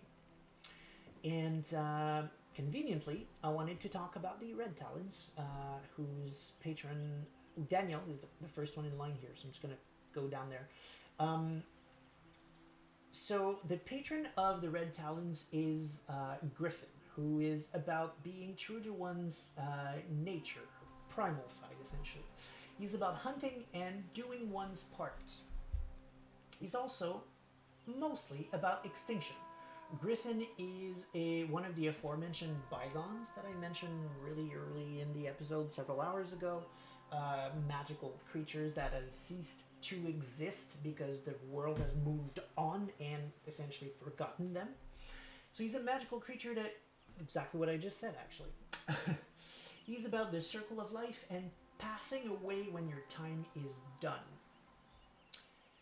Which is why he's so pissed against humans, because we are responsible for the early death of many species. He's been holding a grudge against us since we killed the last mammoth. And mammoth as a totem, if I'm not mistaken, is in Griffin's brood. Of note, things that are lost tend to flock to Griffin's brood as well. For example, Lion, who used to be the patron of the White Howler tribe, is now under Griffin. At least a version of it. There's, I believe, 3 versions of the Lion totem. One of them is under Griffin, is essentially the lost version. The version that exists because the White Howler tribe is no more is under Griffin. Going on, we have Kim, who is Bone Hour. We've covered that last week. I'm not going to go do that now. Kernel is a Children of Gaia, which also is the next tribe here, so let's go do that. The patron of... This one I do from memory. I did not have time to prepare anything for Unicorn. But yes, the totem is Unicorn. His main theme, shtick, and purpose, and most of everything that has to do with Unicorn is essentially about peace. Which is why the Children of Gaia are essentially cute, cuddly teddy bears. Or at least that's how a lot of people see them. I've recently realized that there's actually a lot of hatred towards the Children of Gaia, and I don't get it. I don't know why.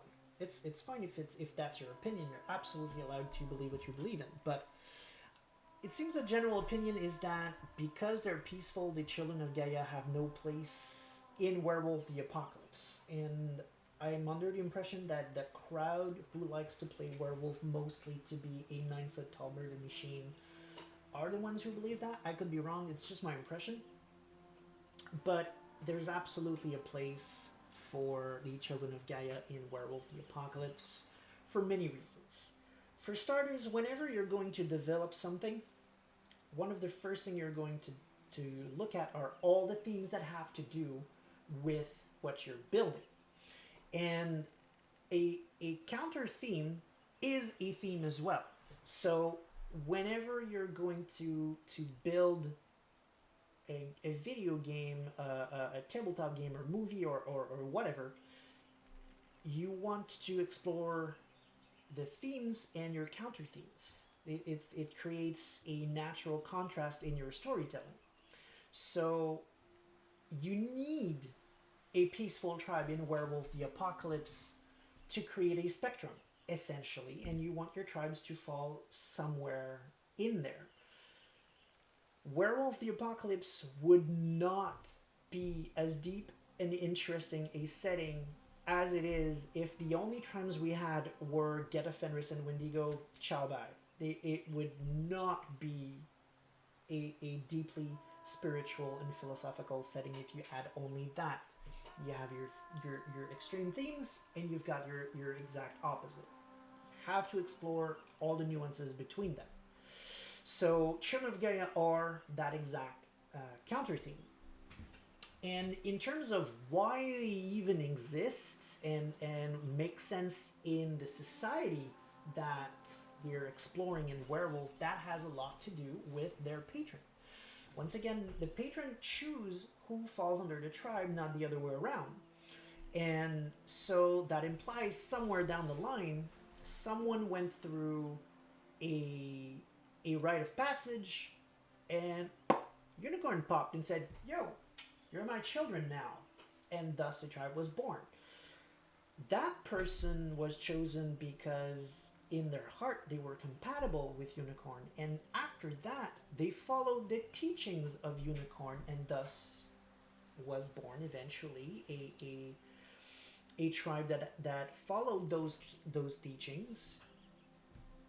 And that's, you don't need any more than that. That's why they exist. You don't have to disagree saying they don't fit, they don't make sense, it would never have happened. It's not because it's a race of warriors that automatically and no one can be peaceful. That's not how it works. Especially when you have a very natural explanation for it.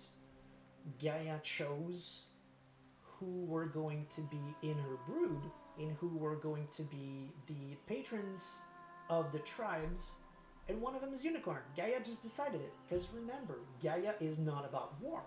Gaia is, if you pull the lens way back, Gaia is about a hell of a lot of things. Werewolves are just a very small part of her umbrella. So if she decided that Unicorn was going to be one of her patrons, then werewolves don't have their say. Unicorn is a patron, and some of the werewolves will follow the teachings of Unicorn, and therefore you have a peaceful tribe among the werewolves. That's it. It's just a fact.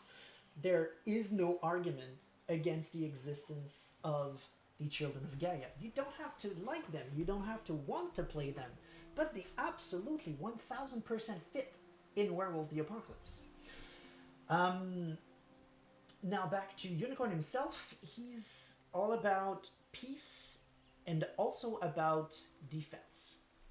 The other theme of Unicorn is defend others who can't defend themselves.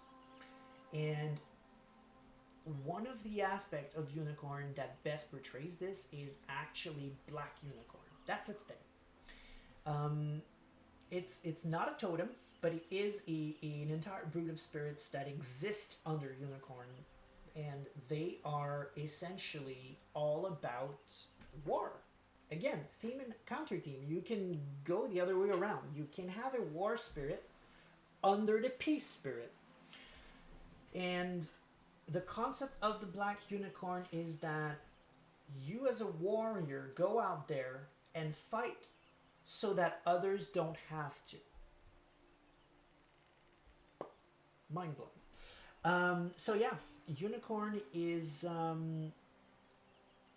all about healing, and he's teaching about understanding, and he's also teaching about teaching. That's another thing. Part of in a lot of werewolf, part of nurturing and succor often goes hand in hand with teaching. For example, you have the werebears, who are Guru, who are the healers of Gaia, and they also teach. They're all about going into a community and helping the community learn and grow and become better. They're not just about healing someone who's wounded. They're about healing the mind and healing the entire society, essentially, just making a group grow and become better people, essentially. So that is what the Children of Gaia are all about. Moving on, we've got Lisa, who is Black Fury. We've already, sorry, what am I saying? Olga, who's Black Fury. We've already said that. Lisa is, what tribe is Lisa again? Does anyone remember? Glasswalker's Pat. Oh, right. Lisa is the the Sibarak. Yes. I don't know. That's it. That's a tweet. Sibarak are not really in the books, so I have no idea. I can speak to their patron. I just don't know. They're considered half Wendigo, half Silverfang, so I suppose I could touch on those two patrons quickly. Falcon is a pompous fool. That's pretty much all you need to know. He's all about pure breed, which is bullshit. But quickly, pure breed is how much your line is inbred so that you can keep it as pure as possible.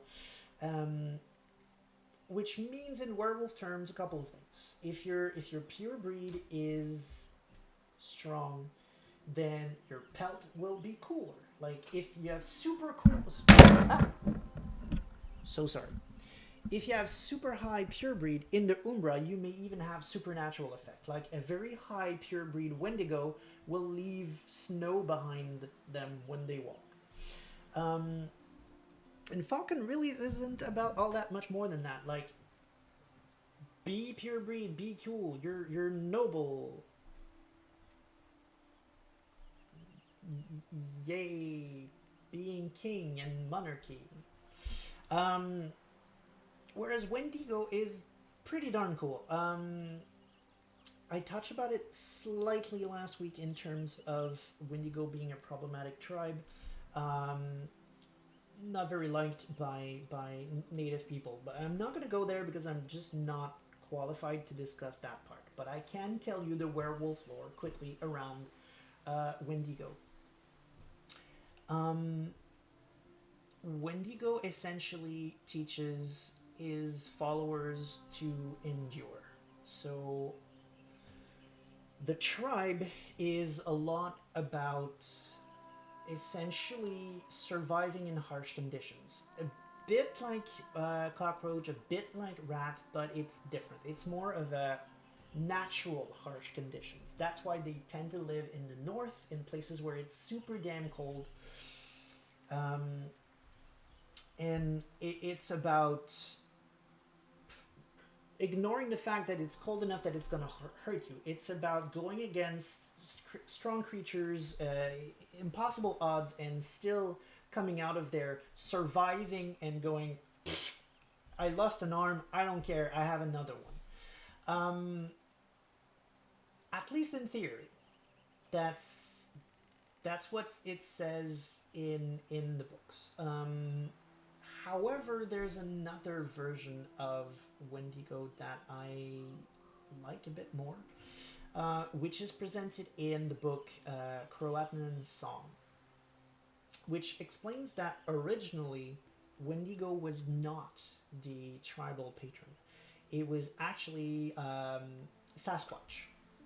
And what happened is that if you visualize a world map in your brain, consider the fact that Native Americans don't actually come from America, because life began in Africa, right, and spread from there. So what happened is that from the rightmost part of the world, there's the Bering Strait, I believe it's called, if I'm not mistaken,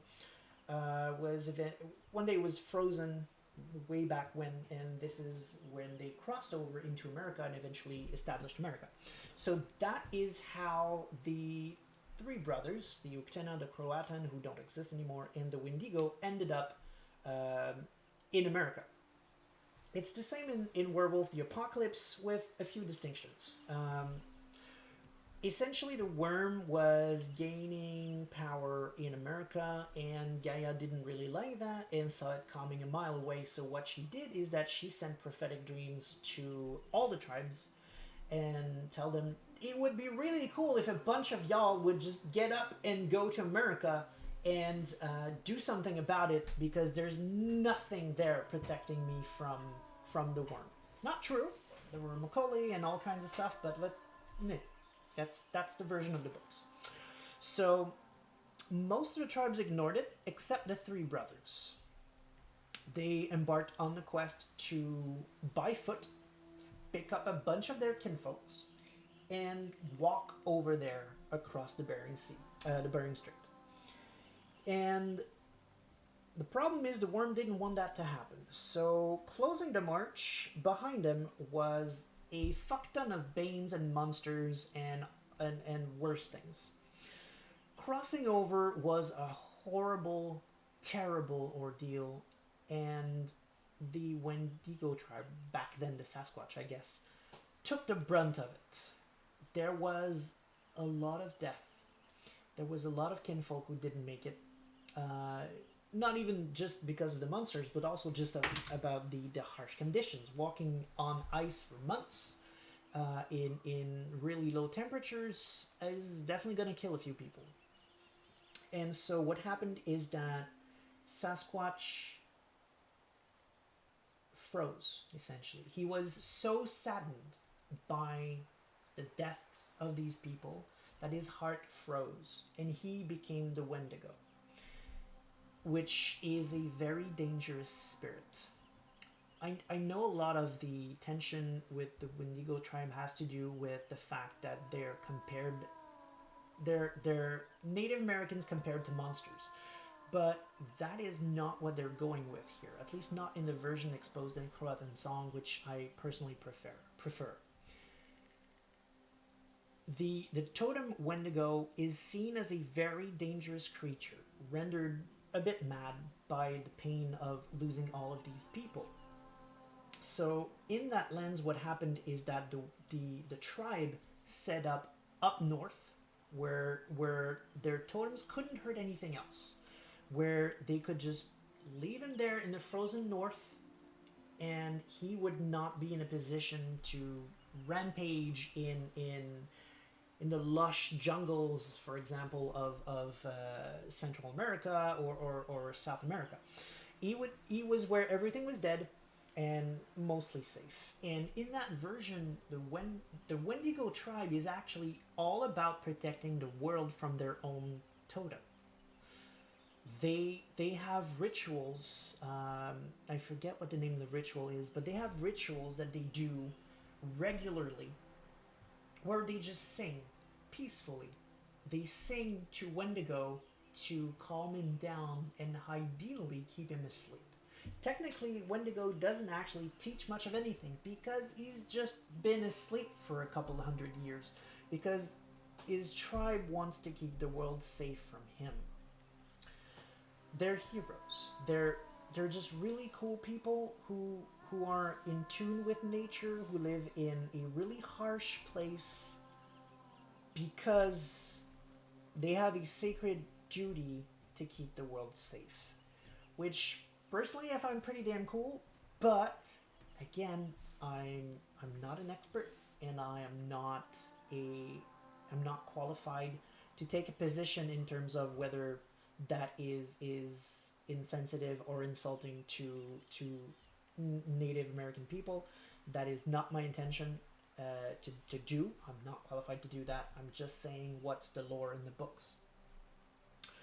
And yeah, essentially that's Wendigo as a patron. Going back to chat for a bit. The puppy Noor meme, yeah, about the children. Pure breed similar to attractiveness. It can be, yes. Usually, the higher your pure breed, the more you look like legendary heroes of the past. Even if you're high enough, you tend to be seen as sort of a reincarnation of that person. So, you yes, it has a social effect. Not with other humans, but with other werewolves, you add your pure breed to your social stats. Terraria says, so are all North American First Nation kinfolk? That is an excellent question. I guess they started that way to a certain degree, but there's a couple of things to consider there. There's more than werewolves to consider, so they wouldn't necessarily, if they were, they would not necessarily all be werewolf kinfolk. I don't know the story of how Gurul ended up being in North America. I don't know how the Macaulay did. I know they're there too. There's a bunch of bastard tribes in North America. Who else are here? Nuisha are here in pretty good numbers. Who else is here? I think those are the main ones in America. And so they would have brought their own kinfolks with them. Same logic, life started in America, right? In Africa, right? So I suppose they all somehow have their version of crossing over the Bering Strait or some other version of getting here one way or another, but those stories are not in the books. The other thing is, I would assume at some point, if you... Okay, so for example, we know two werewolves together makes a Garuborn, right? A werewolf with a kinfolk can give either a werewolf or a kinfolk. A kinfolk with a kinfolk, same thing. Kinfolk with a human, if you're lucky, there's not a lot of chances, but if you're super, super lucky, if maybe you're gonna have a werewolf, but you're most likely gonna have a kinfolk.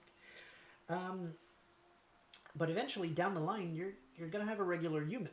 So if you wait long enough and you mix bloods, you would eventually have a bunch of normal, regular humans somewhere in there. Also, I mean, thinking back about it, I assume they would have brought regular humans with them too.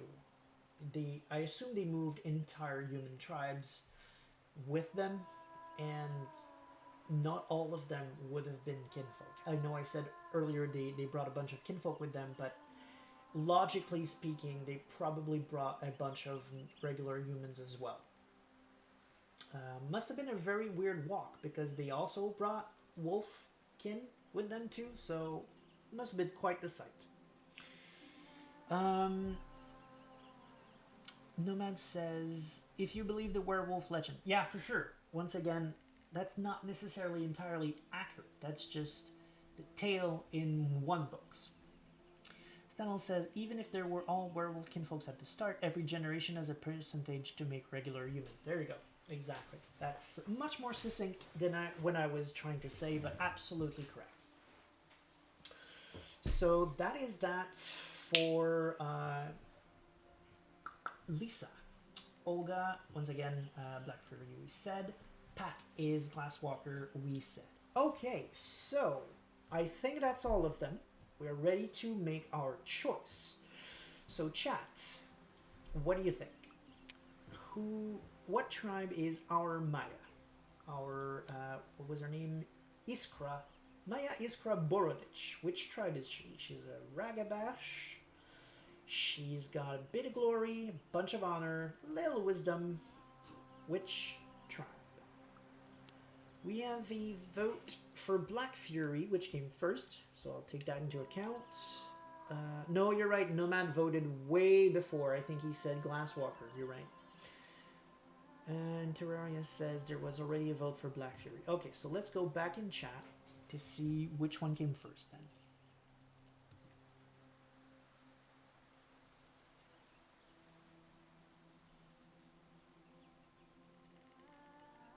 It sounds like that was Nomad's Glasswalker. Yeah. When did Stanel vote for Black Fury?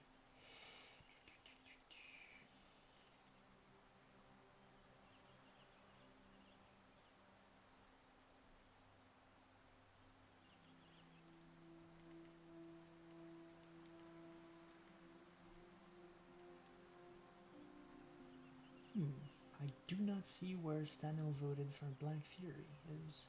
Does anyone see it? And was it before or after Glasswalker?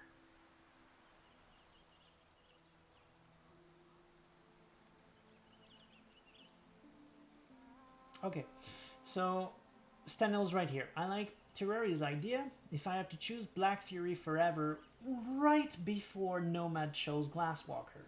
So we're going with Black Fury. Right. So the chat was talking while I was looking way up.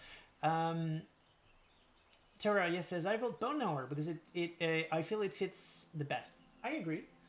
But Stanel says, no, I voted way before. Literally the line just before. So yeah, essentially the chat was trying to help me out, but I couldn't see them. So Black Fury came first. We're going Black Fury, ladies and gentlemen, and set mates and everything in between.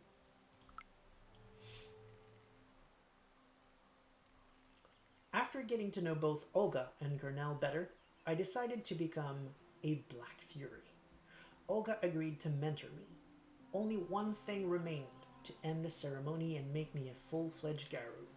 I had to join a pack. I chose the Morning Wolf Mother, or I chose Winter Weasel. First vote was for Wolf Mama, so we are going with Wolf Mama. It kind of makes sense at this point because, I mean, we chose Olga, right? Or it would be weird if our mentor was in one pack and we joined the other one. So I joined Olga's pack and chose the Morning Wolf Mother as my patron. And so it was done. According to ancient rites, Lisa painted the mystical glyph of my tribe on my sternum. It disappeared after a moment, but whenever I closed my eyes, I could feel its warm touch between my breasts. Iskra of the Black Furies, Ragabash of the Morning Wolf Mother pack. Welcome to our set, she said sullenly.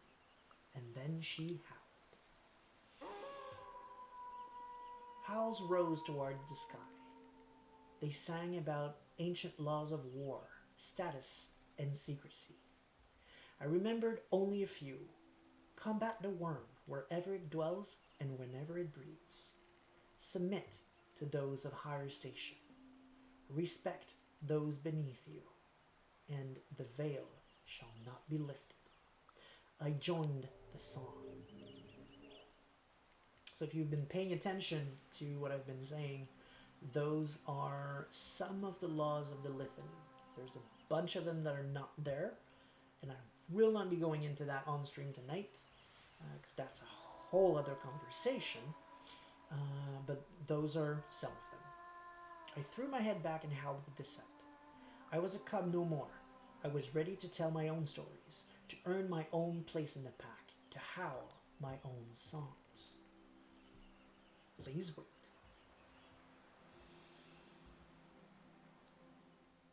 So yeah, that was it for chapter 5. We've successfully done chapter 5 in 2 hours. So let's see if we can do chapter 6 in 1.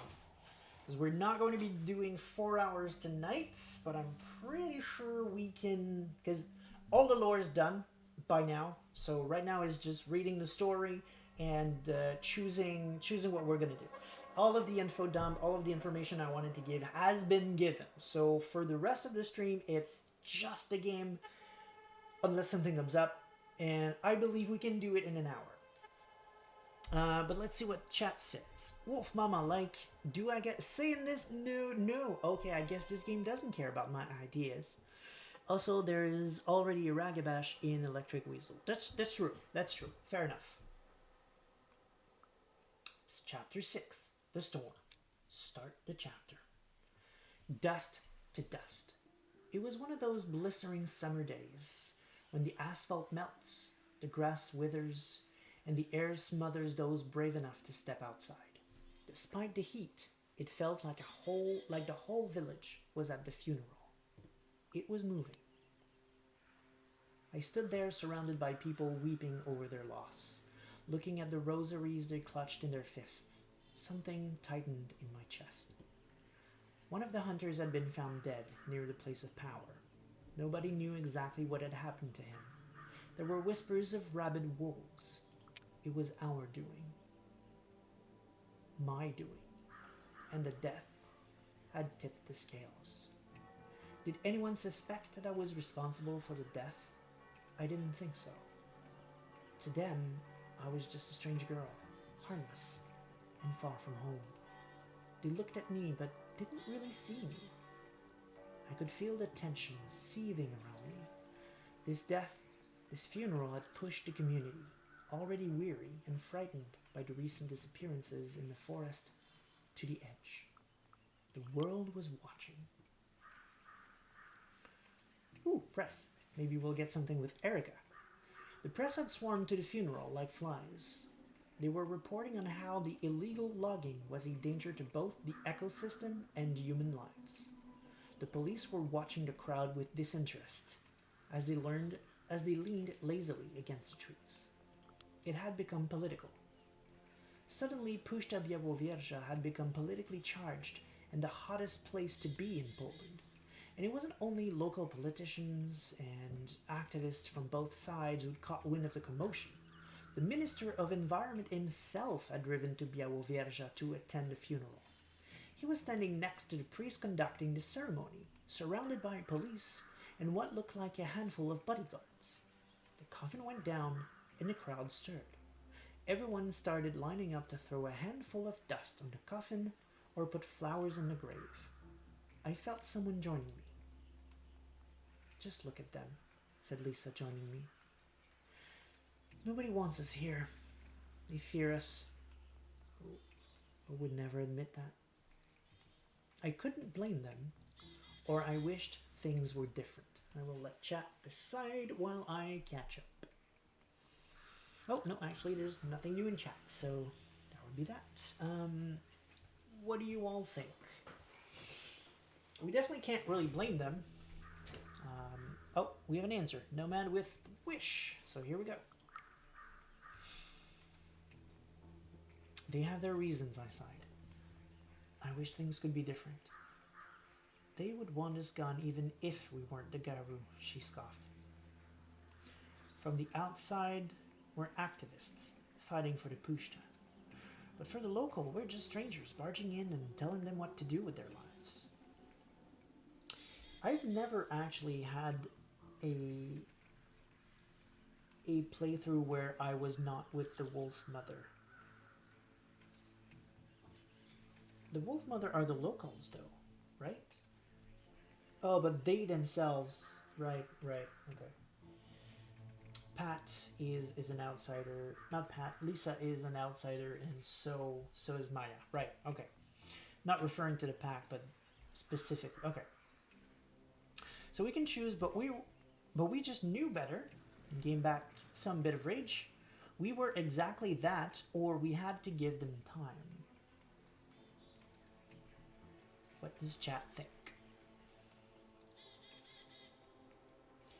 Might be a good idea to get some rage, just to make sure we survive the last chapter, because dying is a thing.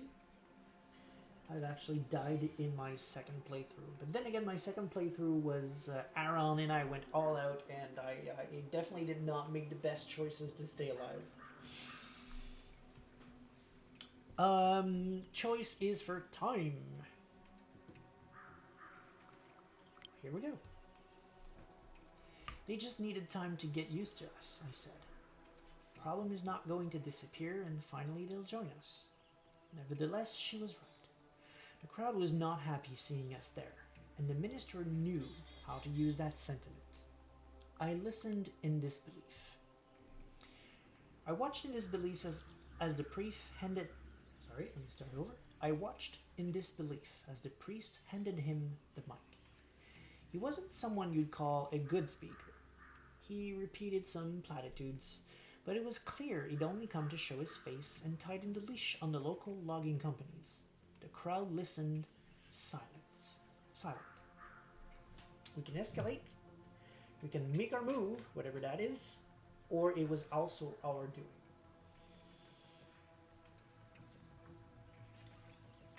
Oh wow, really? Senna says she tried for Aaron in her playthrough she finished yesterday, and she died as well. I know that you can survive the Aaron playthrough, and I'm gonna try to do it eventually. But no, I died. I know someone, I don't remember who, but I know someone who survived. The first vote that came was for trying to escalate. I realized the conflict was only going to escalate. He was determined to push on with the logging. But they didn't realize the proposal to stop the logging was already being discussed in the EU Parliament. European Union Parliament, I guess. Victory was within our grasp. We were ready to negotiate. Where there's a will, there's a way. It was high noon. The sun was at its most merciless, and the world was almost white with heat. The air smelled of herbs, bark, and tree sap. Insects buzzed lazily in the high grass, stunned by the summer's sun. The day was stifling as we set up the protest. The whole clearing was decorated with banners, and we all had our placards. The banner we'd hung on the National Park headquarters the week before was just warm-up. Wood is the enemy of the forest was our main slogan, but there were many more. Our choices are: my sign conveyed my anger. I wanted to protest against greed, or I wrote something constructive. Meanwhile, Nomad says, oh, Nomad did not survive the around playthrough either. Insanel says, but I saved the Pushta. How does that spell? The Pushta, I don't remember exactly how to spell it, but I don't feel left out. Three of us tried the Aron path, and 3 of us died. Let's see. Pushta. There we go. Puszcza. Or Z if you're not Canadian like me. Constructive. Yes, that's the first one. Here we go. Make the whole Puszcza a national park, demanded my sign. It was a viable solution, and there goes our rage. It was a viable solution, I thought. The whole Puszcza would be protected, and people could still earn money on tourists. There were so many of us. People kept coming to the camp, asking questions, looking for ways to help students, activists, even Greenpeace, with banners reading "Stop logging" and "Respect EU law." The Pushta was watching us.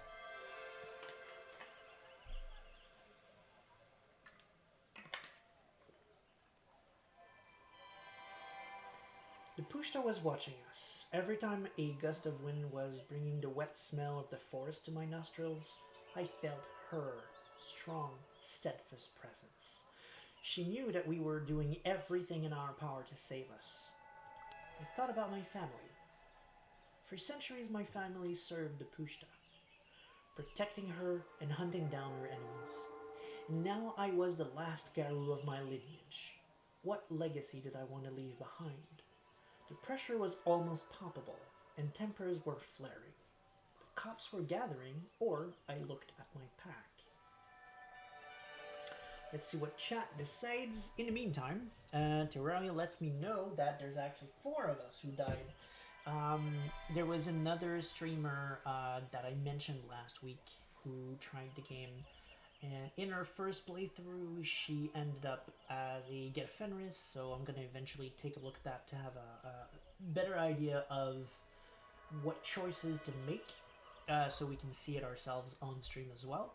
But she died too, apparently, in her playthrough, because, interesting thing enough, she liked the game enough that she made multiple playthroughs as well, showing that the game is not just for fans of Werewolf or the World of Darkness. She was playing completely blind, and she made multiple playthroughs, so that makes me stupidly happy.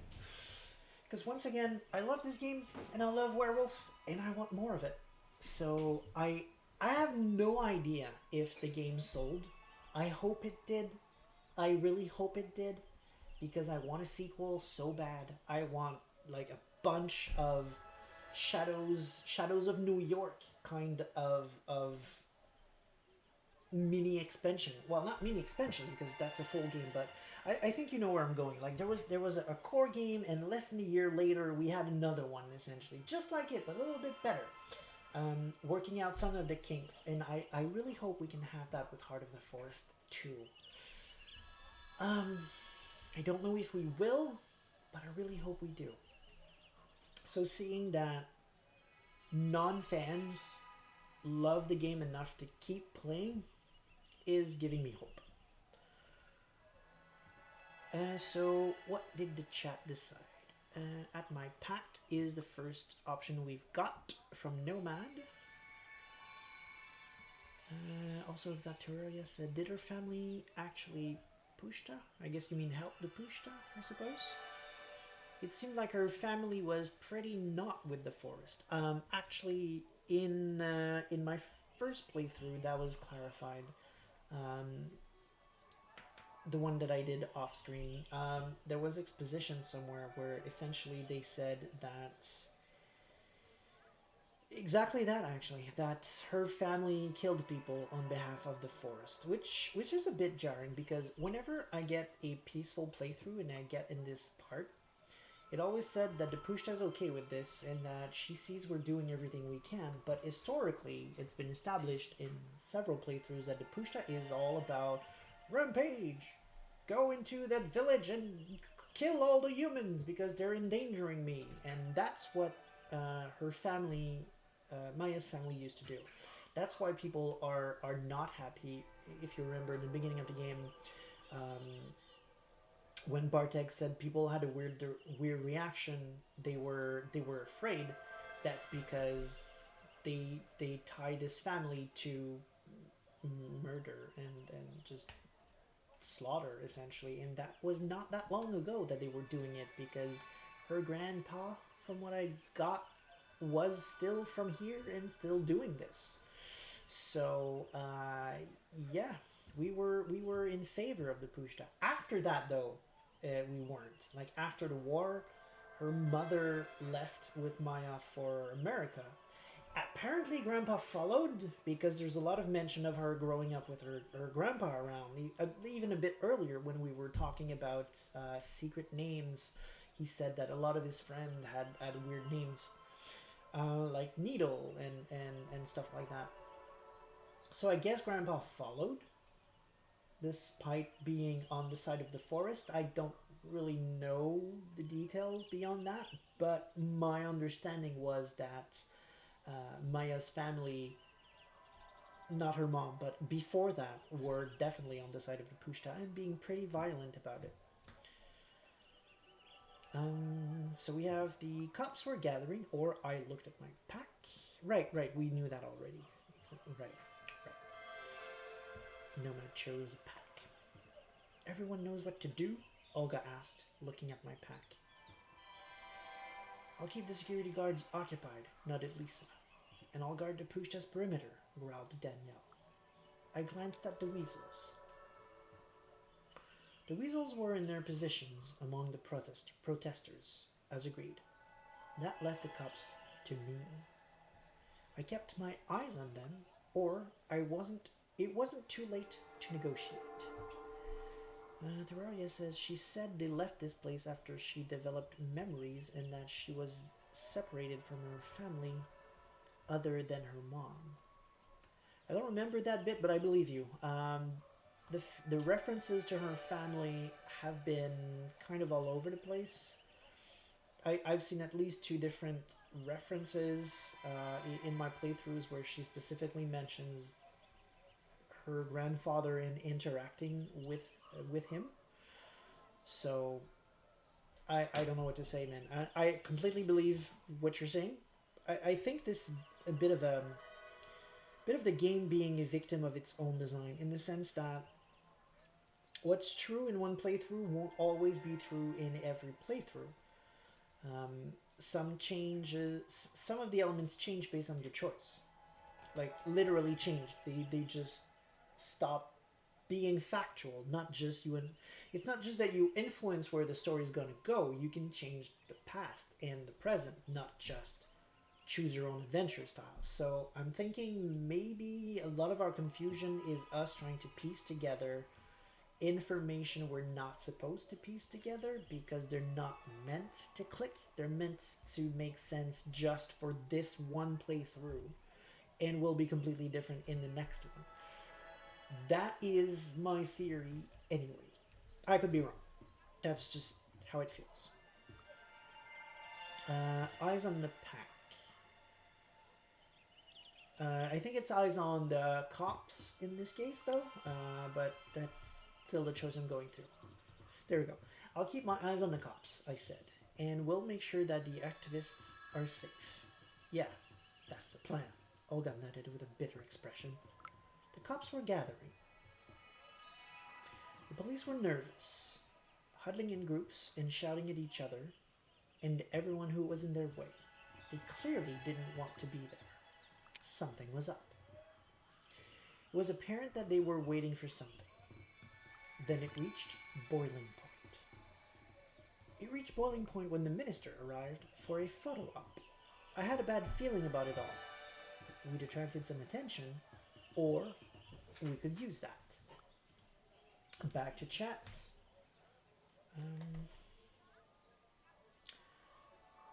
I meant back to chat in terms of please vote, but also in terms of I will read up, because Terraria says her looking on her family favorably doesn't make sense in this playthrough, but okay. I honestly don't remember enough about, because it's been a while. We've been playing for, what is this, episode 5, so we've been playing for more than a month. So knowing you, I'm sure you remember way more than me about what's been done and said in this playthrough, so I will absolutely believe you and follow you in that. I just don't remember enough to agree one way or the other. So the first vote is for attention.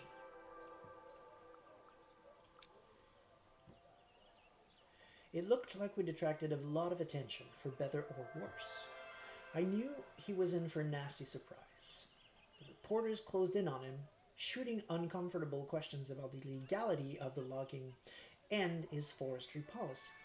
In hindsight, you could argue that what happened next is a chain of events in motion, I guess set in motion, that had life-changing consequences for many. But it all started earlier But change didn't happen just like that, but at that moment, I didn't know that. No. Right. Because both Nomad and Terraria voted for Bad Feeling, but I went with Stanil because she voted first, which is the rules for tonight. So I guess Terraria really wanted this option. Or he knows something I don't, and that was a poor choice. I don't know. Let's see, chat. What do we think here?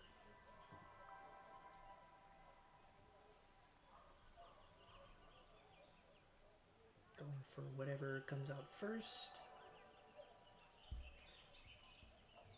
I have a bad feeling about this road, but okay. Yeah, but that's the rules, my friend. We're going with first pick tonight. We're going to roll with it and potentially die. So first vote is first vote is at that moment. I didn't know that. I just say potentially die as I have no idea if we're going to or not. We'll see. I just know we can die in this chapter. But at that moment, I was too overwhelmed to even think about the consequences. There were too many people around me, too many unknowns, too much at stake. The members of my sept had already moved to their positions, and I also had my part to play. The minister was bad news. It was our chance to start negotiations, or we could still ask him to stop. The last two cost us some willpower. Interesting. I'm not sure why we'd want to go with negotiations if he's already been set up, I suppose, because I mean we just said he was in for some bad news because essentially we've already built up to that direction. Or we could ask him to stop. Seems to fall into that. I'm not sure. We'll see.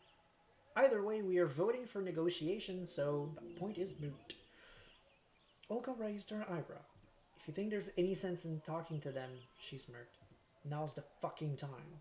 She grabbed me by the elbow and literally dragged me across a clearing to where the minister and his people were standing. I got this.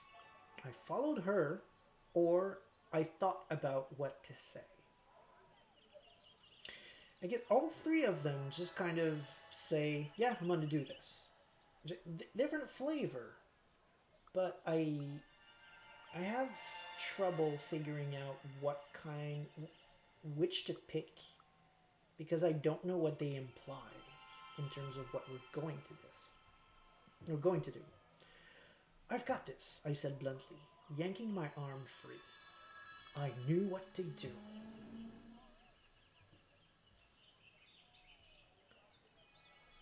I know what to do, I snapped at Olga. Stop treating me like a cub.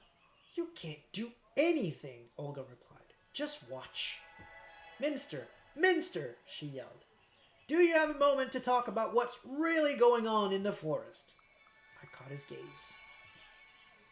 He looked at us coldly, like we were vermin. His eyes were distinctly dark and lifeless, like a shark, I thought suddenly.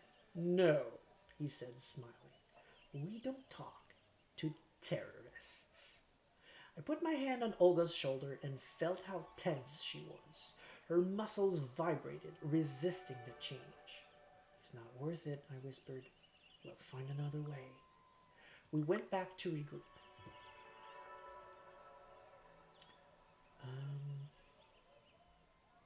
Okay.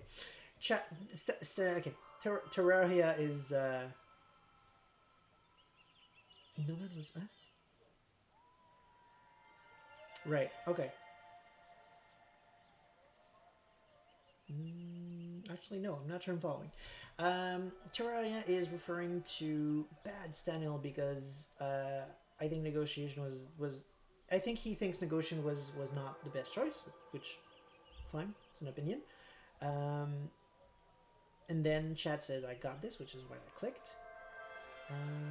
No, joking around, I have no clue. Just essentially apologizing for saying Bad Stanil, I suppose. Stop treating me like a cub. Bold words for a 2-week-old. Absolutely agreed. Now the next part I'm confused. Love Nomad was faster. Okay, because he also said got this. Alright, okay. Oh, cool. I'm caught up. The activists and humans were werewolves. Sorry, the activists, humans, and werewolves alike listened as we told them what had happened. The atmosphere was tense. We prepared ourselves for the worst case scenario. Okay, let's move, I heard someone shout. Move it, people, move it! You know what to do! And they did. There was a lot of laughter and friendly pushing, chains clinking, and some people darted up to the trees to seat themselves in the branches. I was assigned to the human chain, or Ragabash option, but I had other plans. Oh my god. I have no idea where she's going with this, and I love it. I'm so happy chat very quickly chose Ragabash. I have no idea where we're going. I don't know. I want to find out. And more votes are coming in for the Ragabash option. We don't even care what it is. It's the Ragabash option. It's now or never, I thought, walking towards where the minister was finishing his interview. It was time to play a little trick. Ah, I want to read this. I want to see this. I'm so glad we went Ragabash. I opened it. Okay. I opened the top buttons of my shirt. Then I tousled my hair and flashed my best smile at the minister. Erica's back. Oh my god. Okay.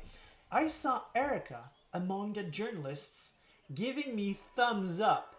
She was supportive, but suddenly I started wondering how the internet would react to what I was about to do. Minster's eyes darted down to my cleavage on live TV, and I could see him start to stutter. So predictable. Whether it was Poland or America, powerful old men were all the same. And I panicked, and I slapped him.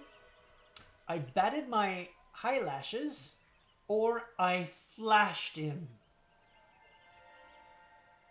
Oh my god. Okay. Oh my god. Terraria is voting for flashing him. Stanil, our resident Black Fury, and also we are Black Fury, is voting for flashing him. And Nomad is voting for eyelashes. Well, I can see how the plan might be eyelashes in terms of trying to hint that we have an affair or something like that. But Chat decided to go all the way Ragabash, and I am so there for this. Chat is like, this is so much fun, and I agree. Oh my god, we are flashing the minister. We're out of willpower, we're out of rage. If things go wrong, we are dead, but I don't care. We're flashing the minister. I opened my shirt wide, flashing my bare breasts at him. Caught unawares, he couldn't help oogling me. For a moment, nobody moved, but the cameras recorded every second. Do we really have to stoop so low to get your attention? I asked in the silence. Now that we have it, can we actually talk about saving the forest? It worked! Boom! Ragabash for the win, Sepmates. Oh my god. Oh my god, okay. The talks started there and then. I could see that the minister was an apt politician and that he could smell a deal for himself in it all. But I didn't really care. We'd gotten what we wanted. We started to talk.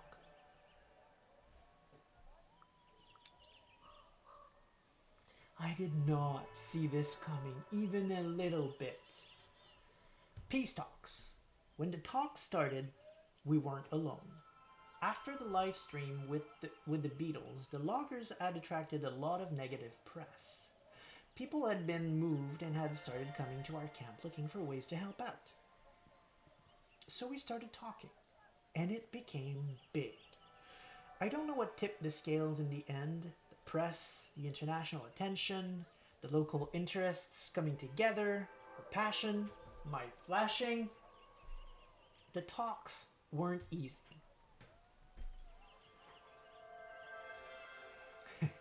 Chad is like, boom! And Terraria is like, lol, we did it! I don't even care if we get a bad ending at this point. Oh, even Olga is smiling. Jesus. Finally, an agreement was within our reach, but the talks weren't easy. The state forests, the woodworkers, the local population, ecologists, scientists, activists, everyone wanted something. At least, we had an upper hand. Ooh, getting some will back. At least we managed to trick the loggers into cutting trees in a strict reserve, and the footage we captured gave us an upper hand. I was by no means an expert, but I wanted to play my part in the proceedings. I joined the negotiation. I made sure the talks were fair, or I acted behind the scenes. All of these are a pretty good option. I just feel this one's a little bit more Ragabash, but let's see what chat thinks. I mean, considering how she goes, she might have liked it to fair. I don't know if it's been established in this playthrough, but Olga is actually in a relationship with Lisa.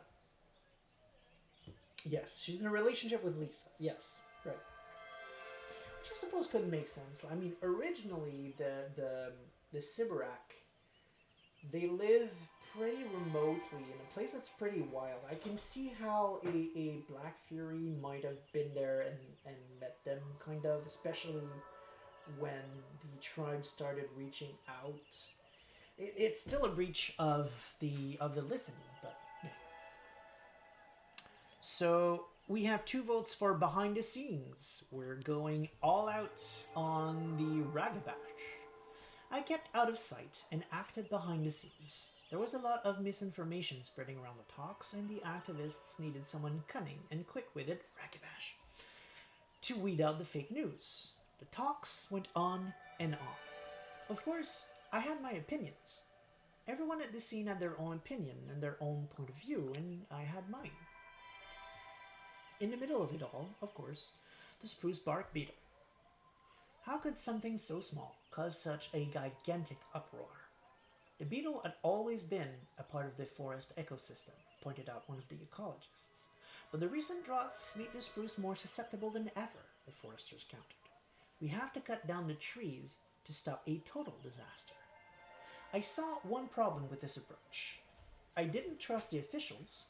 They cut the wrong trees, or the Pushta wouldn't manage. So, we rank 2 setmates. I'm not sure what you mean by that. We're client? Oh, okay, I see. Right. I don't think you have to see this as permanent renown, though. That's probably temporary renown. But yes, we definitely have enough for rank 2. There's a lot of points in there, and we're Ragabash, so we need, I think, 7 points overall. So we would, but again, I think this is temporary renown. It has to fill to the end and then come back as a permanent. Because we really didn't do that much. It would not be enough to justify a red card. And honestly, it's supposed to take a couple of years. I know in the game we're doing in Tuesdays, it's going way faster than that. But in theory, it's supposed to take a bit. Pushta would manage is the first choice we got. So here we go. And I like that option, to be honest. Our totem is basically the Pushta, right? So the Pushta would manage, as she always had. It was a primordial forest, and it had its own mechanisms of dealing with infestations. This was how it renewed itself. You fetishized the forest, scoffed one of the officials. People cultivated it for hundreds of years, and it cannot survive without our help. He's right. You want to take our forest from us, a group of locals attacked the activists. You're not from here, and you tell us how to live our lives. We can choose it was not just a forest, yet they unbalanced the ecosystems, or we cannot choose, I could see their point because we're out of willpower.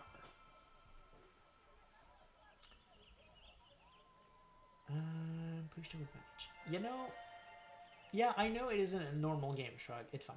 No, but it's the same in every game, Terraria. It's just a weird balance thing. I'm not saying it's just our game doing that. It every werewolf game, everyone ends up rank 2 or 3 in a couple of months. It's just the system doesn't work, I guess. We have the same problem. There's the same problem in Vampire, for example, where the only thing that's really stopping you from getting points in disciplines is experience. So you just kind of get a bunch of discipline points. But the fact is, you're not supposed to be that powerful that quickly. It takes centuries for vampires to have a lot of power. But in a tabletop game, you end up within a couple of years. Like literally, let's say you play someone who just got embraced, in a couple of years is going to be more or equally as powerful as the prince. That makes no sense, but that's how it is. There's been some attempts at explaining that lore-wise, because in general, your protagonist will be more active. Like vampires have a tendency to be static and not evolve a lot, whereas your characters are always doing things. They're always busy in one adventure or another, which is preventing them from being static and kind of justifies the extra points that they have and the quickness at which they become powerful. Sure, I guess. I mean, you need to evolve, right? It's fun as a player to get new powers, so I guess don't look at it too closely. In chat, so Stanil agrees it's probably temporary renown. Terraria says, Wolf Mama won't like your comment about the forest being your totem. But it is actually. In my playthrough, it's been established that Wolf Mother is essentially a manifestation of the forest. That's why I'm saying this. Literally, this pack's totem is the forest. They unbalanced? Oh, right, okay, the choice. The problem was that human intervention unbalanced the ecosystem, and if they pushed it any further, they'd lose all that made the pushta unique. Opinions clashed, tempers flared, but eventually new, constructive ideas started to emerge. At least one of them caught my attention. And just to clarify what I said, I don't think it's true in every playthrough that Wolf Mother is the forest. I think it's one of these things that changes based on what you choose. But it was established in my first playthrough, I believe, that it was factual. So it was at least true for one playthrough. I don't know that it necessarily is in this one. So the whole area should be the national park. International observers could help, or winning the local populace was essential. National Park. There was a recurring idea to make all forests in the area part of the Białowieża National Park. The logging would be impossible, but there would be much more money from tourism. It was a long and a hot day. I rubbed my eyes. I was so tired I could barely keep them open. My head was spinning. I hid in the shade or I kept going, which would cost us some health. It doesn't feel like we're in danger of dying, so I suppose we can risk it, but the choice is up to you.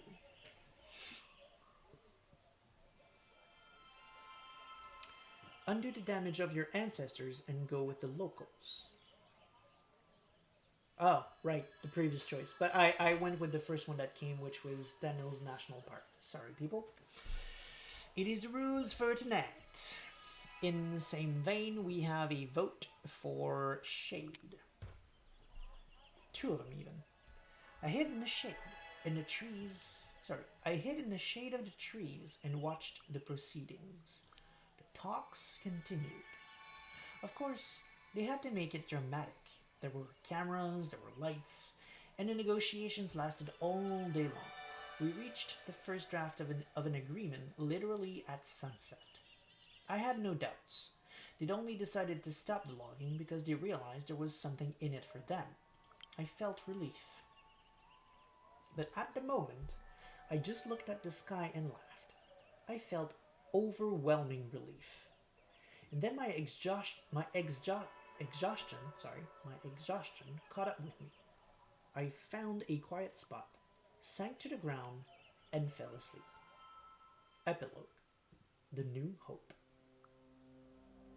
Did I have that one? I'm not sure, but apparently we're now in Star Wars. A New Hope. I never thought it would end like this. The humans surprised me. Yeah, sure. The humans were important, but they were the problem we needed to solve, not the problem solvers. And yet, in the coming weeks, they proved to be just that. They had plans for education, for patrolling the forest, for making a permanent camp near Białowieża. I felt cheated of my victory. I didn't know how to process it, or I felt relieved.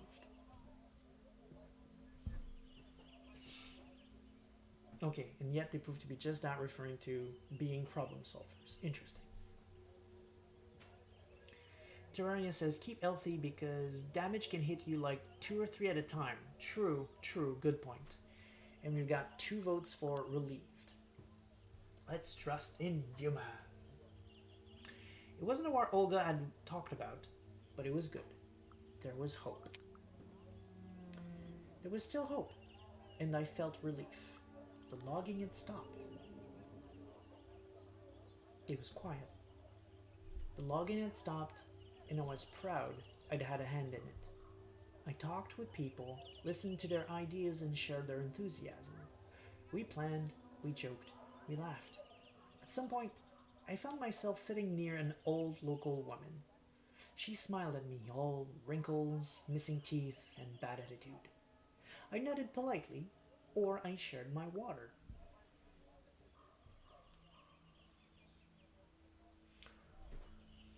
Just giving time to chat, to decide a couple. I saw a few things changing here. I guess we probably succeeded at something. Oh, right, we managed to stop the logging. Tora, I guess, says, Gran? Oh, maybe. Could be. Make the right choice and we might find out. Really, both patrons are cautious. Interesting.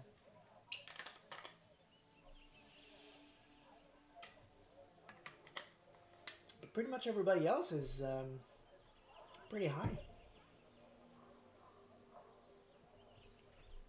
And we are sharing water. Oh, right. Share right there. Sorry, Nomad, I missed it. My apologies.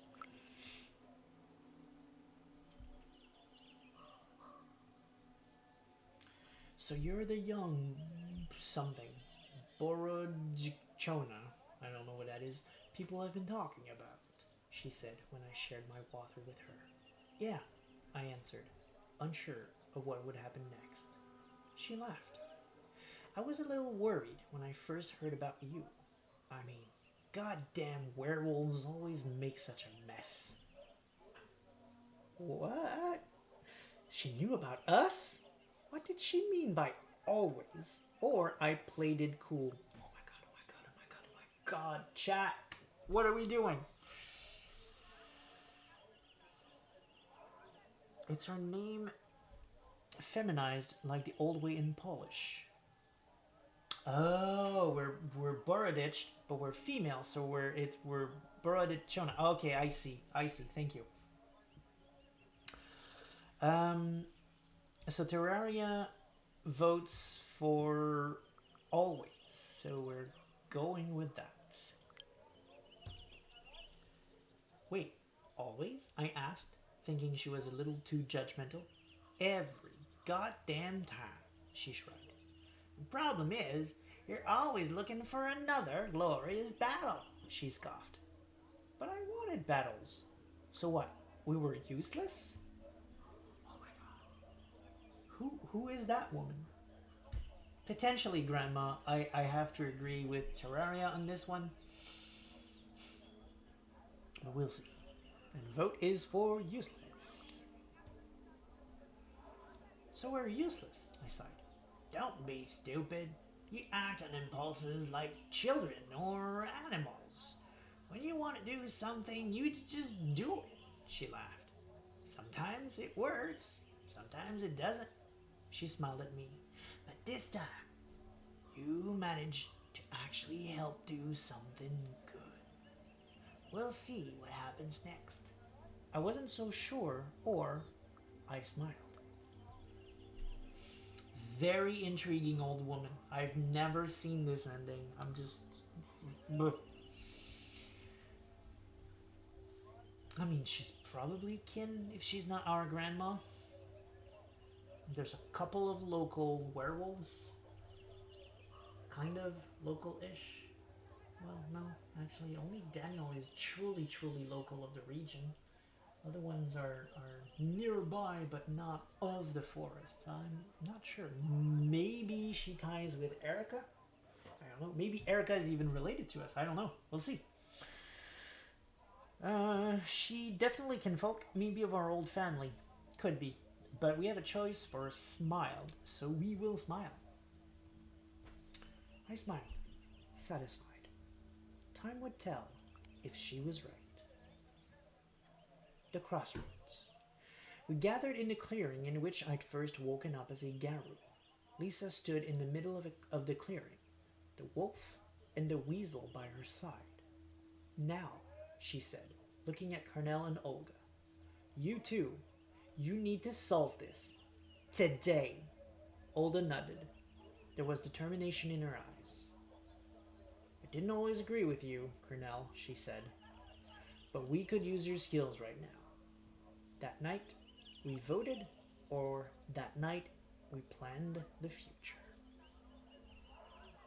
Yeah, Terraria's like, oh, no more info. And I shared that honest. Absolutely. It felt, I mean, narratively it makes sense. It's a good ending for a scene, but I mean, let's be honest. Maya would have asked, right? I'm sure it happened off screen and Maya knows about this old woman, but we won't.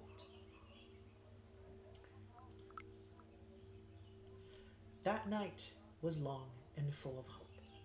Olga tried to keep the set together. Olga talked with Carnell and Kim and Pat for a very long time, trying to convince them to stay in Białowieża. They weren't fond of the idea, but I managed to convince them. I watched them go. Holy crap. Or I went with them. Huh. Interesting. Like, dump my pack and leave. Interesting. In chat we have they are teasers. No, you're right. You're absolutely right. The devs are teasers. One day I will ask them outright the truth about Erica. But I managed to, convince is what the chat chose. Somehow, I managed to convince them. We'd been through too much shit together to just part ways like that. Lisa and our patrons make sure that we did right by Garu law and the set matters were resolved. But more had happened that summer. But it didn't cover everything that happened that summer. So some consequences would have to unravel with time. Daniel introduced me to the wolves. Later, Daniel introduced me to the wild wolf packs living in a forest.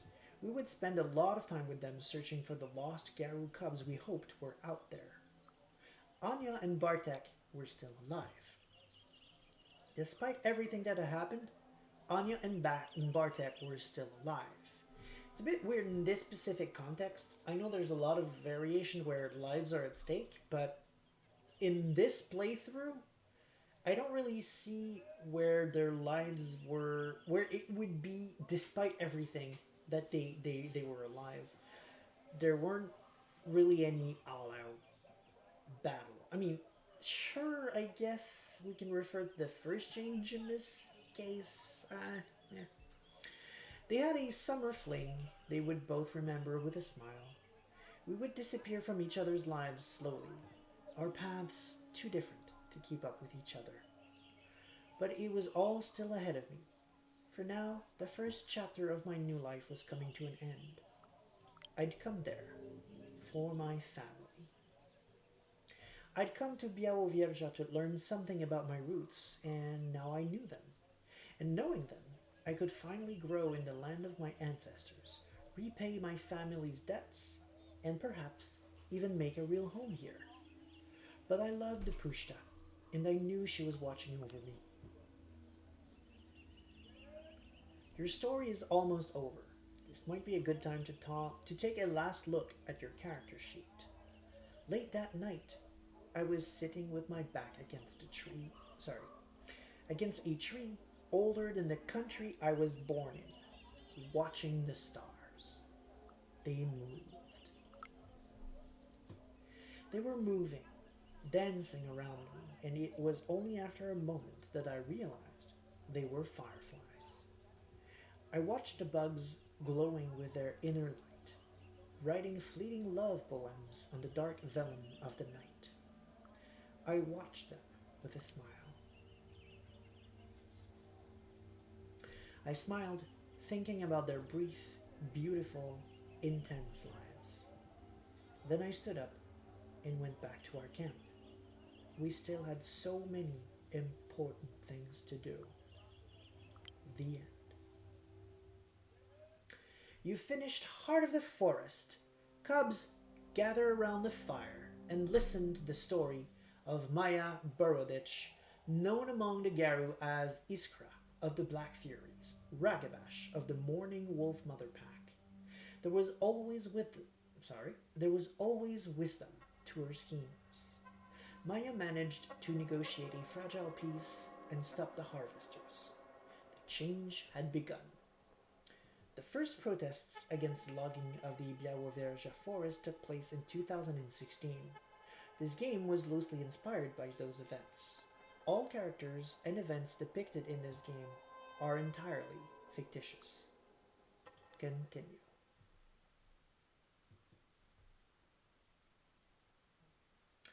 And here goes the credits. I'm going to put my other headphone in because the song is pretty cool.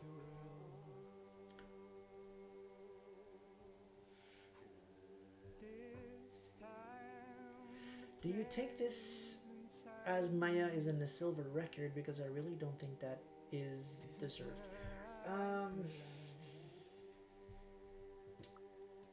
Right. That's an interesting question, actually, because I've read the silver record. It's somewhere over there.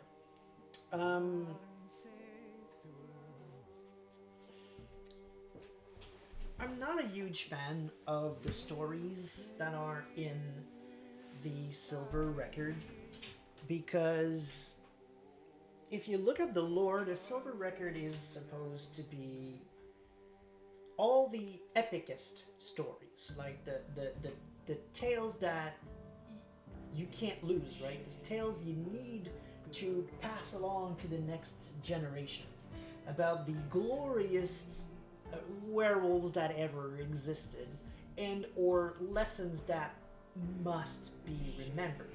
You would expect to have in the silver record the stories of how some tribes were built, the stories of how the werewolves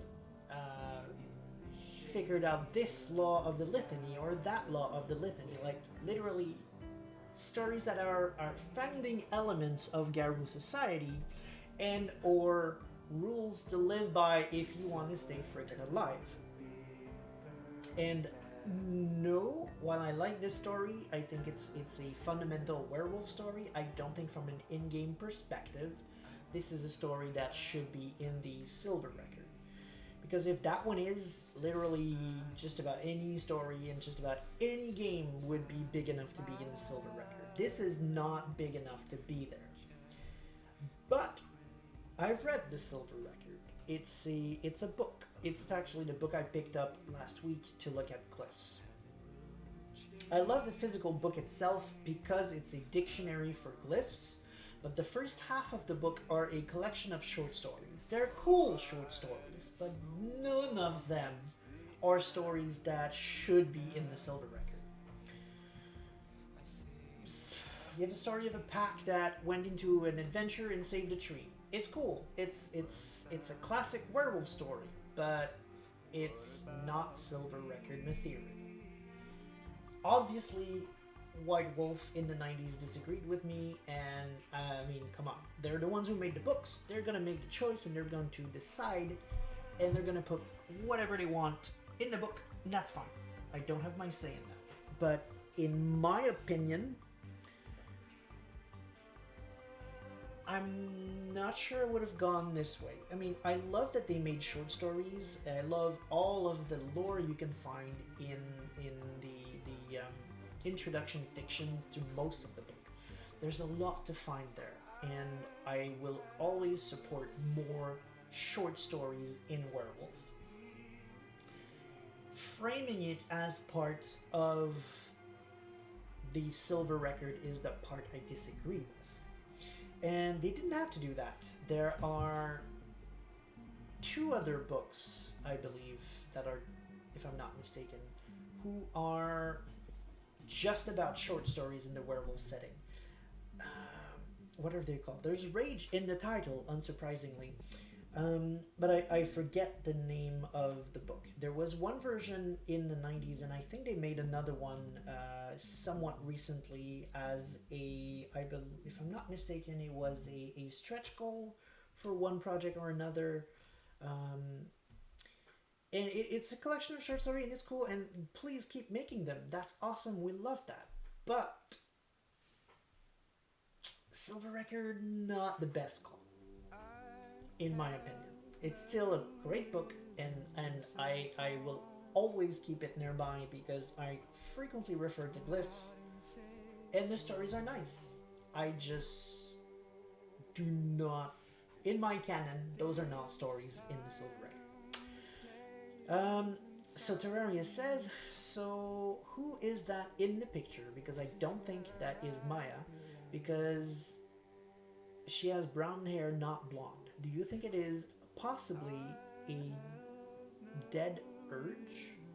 Because the kissing scene, this is the same girl. Yes, I believe that's what we saw in the scene in the bus where a weird lady kissed us. No, I don't think it's if you're referring to one of the urge ones, no, because they don't have personifications. It could be, if you see it as a vision or dream, though, it could be one of the male jinns, I suppose. Because the male jinns are the voices of the urges. Urges themselves don't have a personality, they're not sentient.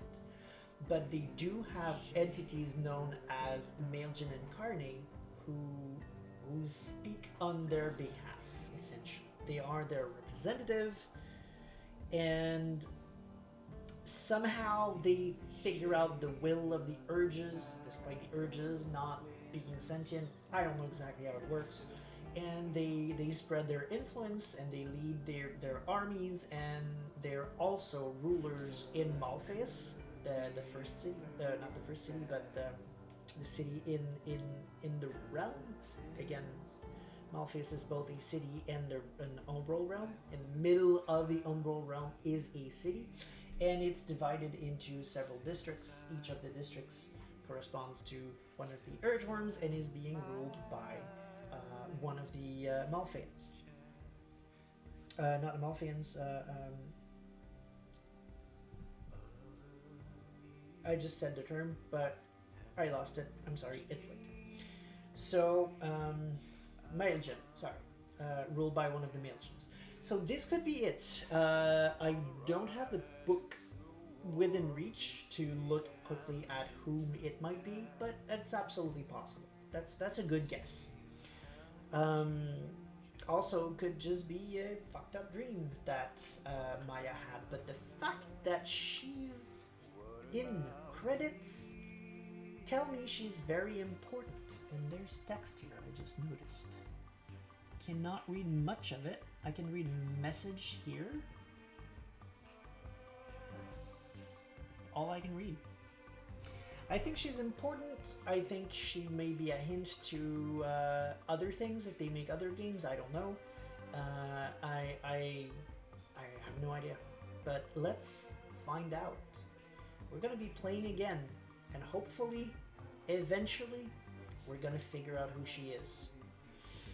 Speaking of, much of my theorizing, much of my lore dumps are now done. So hopefully, next time when we play this game, we'll be able to make complete playthroughs in 1 or 2 sessions. Let's see how it plays out.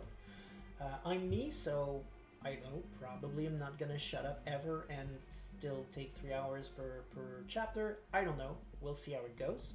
But please, in the intervening week, trying to think about what kind of gameplay you'd like, or if you know already, please let me know so I can start right away with that in mind. There's a lot of playthroughs we can do.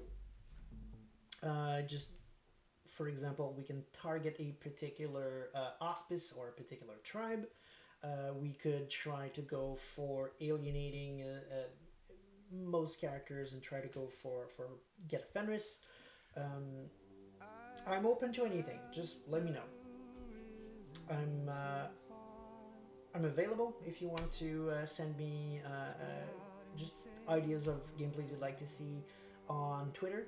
You can find me as Yodan_2. It's probably what shows up when I talk in the chat. I'm gonna write it down there anyway, just so you know how to spell it, just in case. Yeah, same thing.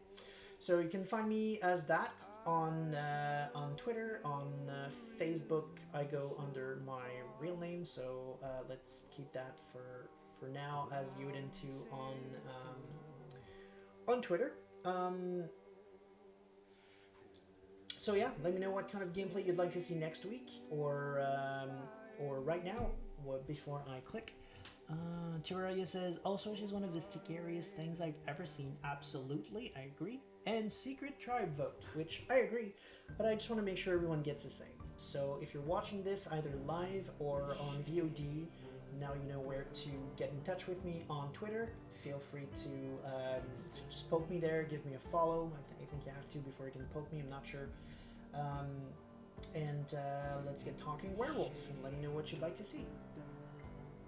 Stanel says, never done Philo. I did actually. My first playthrough was a Philodox. Not my favorite, to be honest, so far. We can try it again. I really don't mind because we'll be playing this game a lot. So especially if it just takes a 1 or 2 session, I really don't care if we do a bunch of stuff I've already done. But just to give you my opinion quickly there, the ending I felt was a bit anticlimactic, which makes sense. Philodox is about balance, so I mean there was no really highs or lows. It was just like, oh yay, you succeeded, yay. I just talked essentially. It was just negotiating. There was definitely no flashing, that's for sure. That was awesome. Oh my god. So there, that was it. That was our first playthrough of Heart of the Forest. So come back next week for the other playthroughs and see where things go from there. Thank you for coming, and have a great week.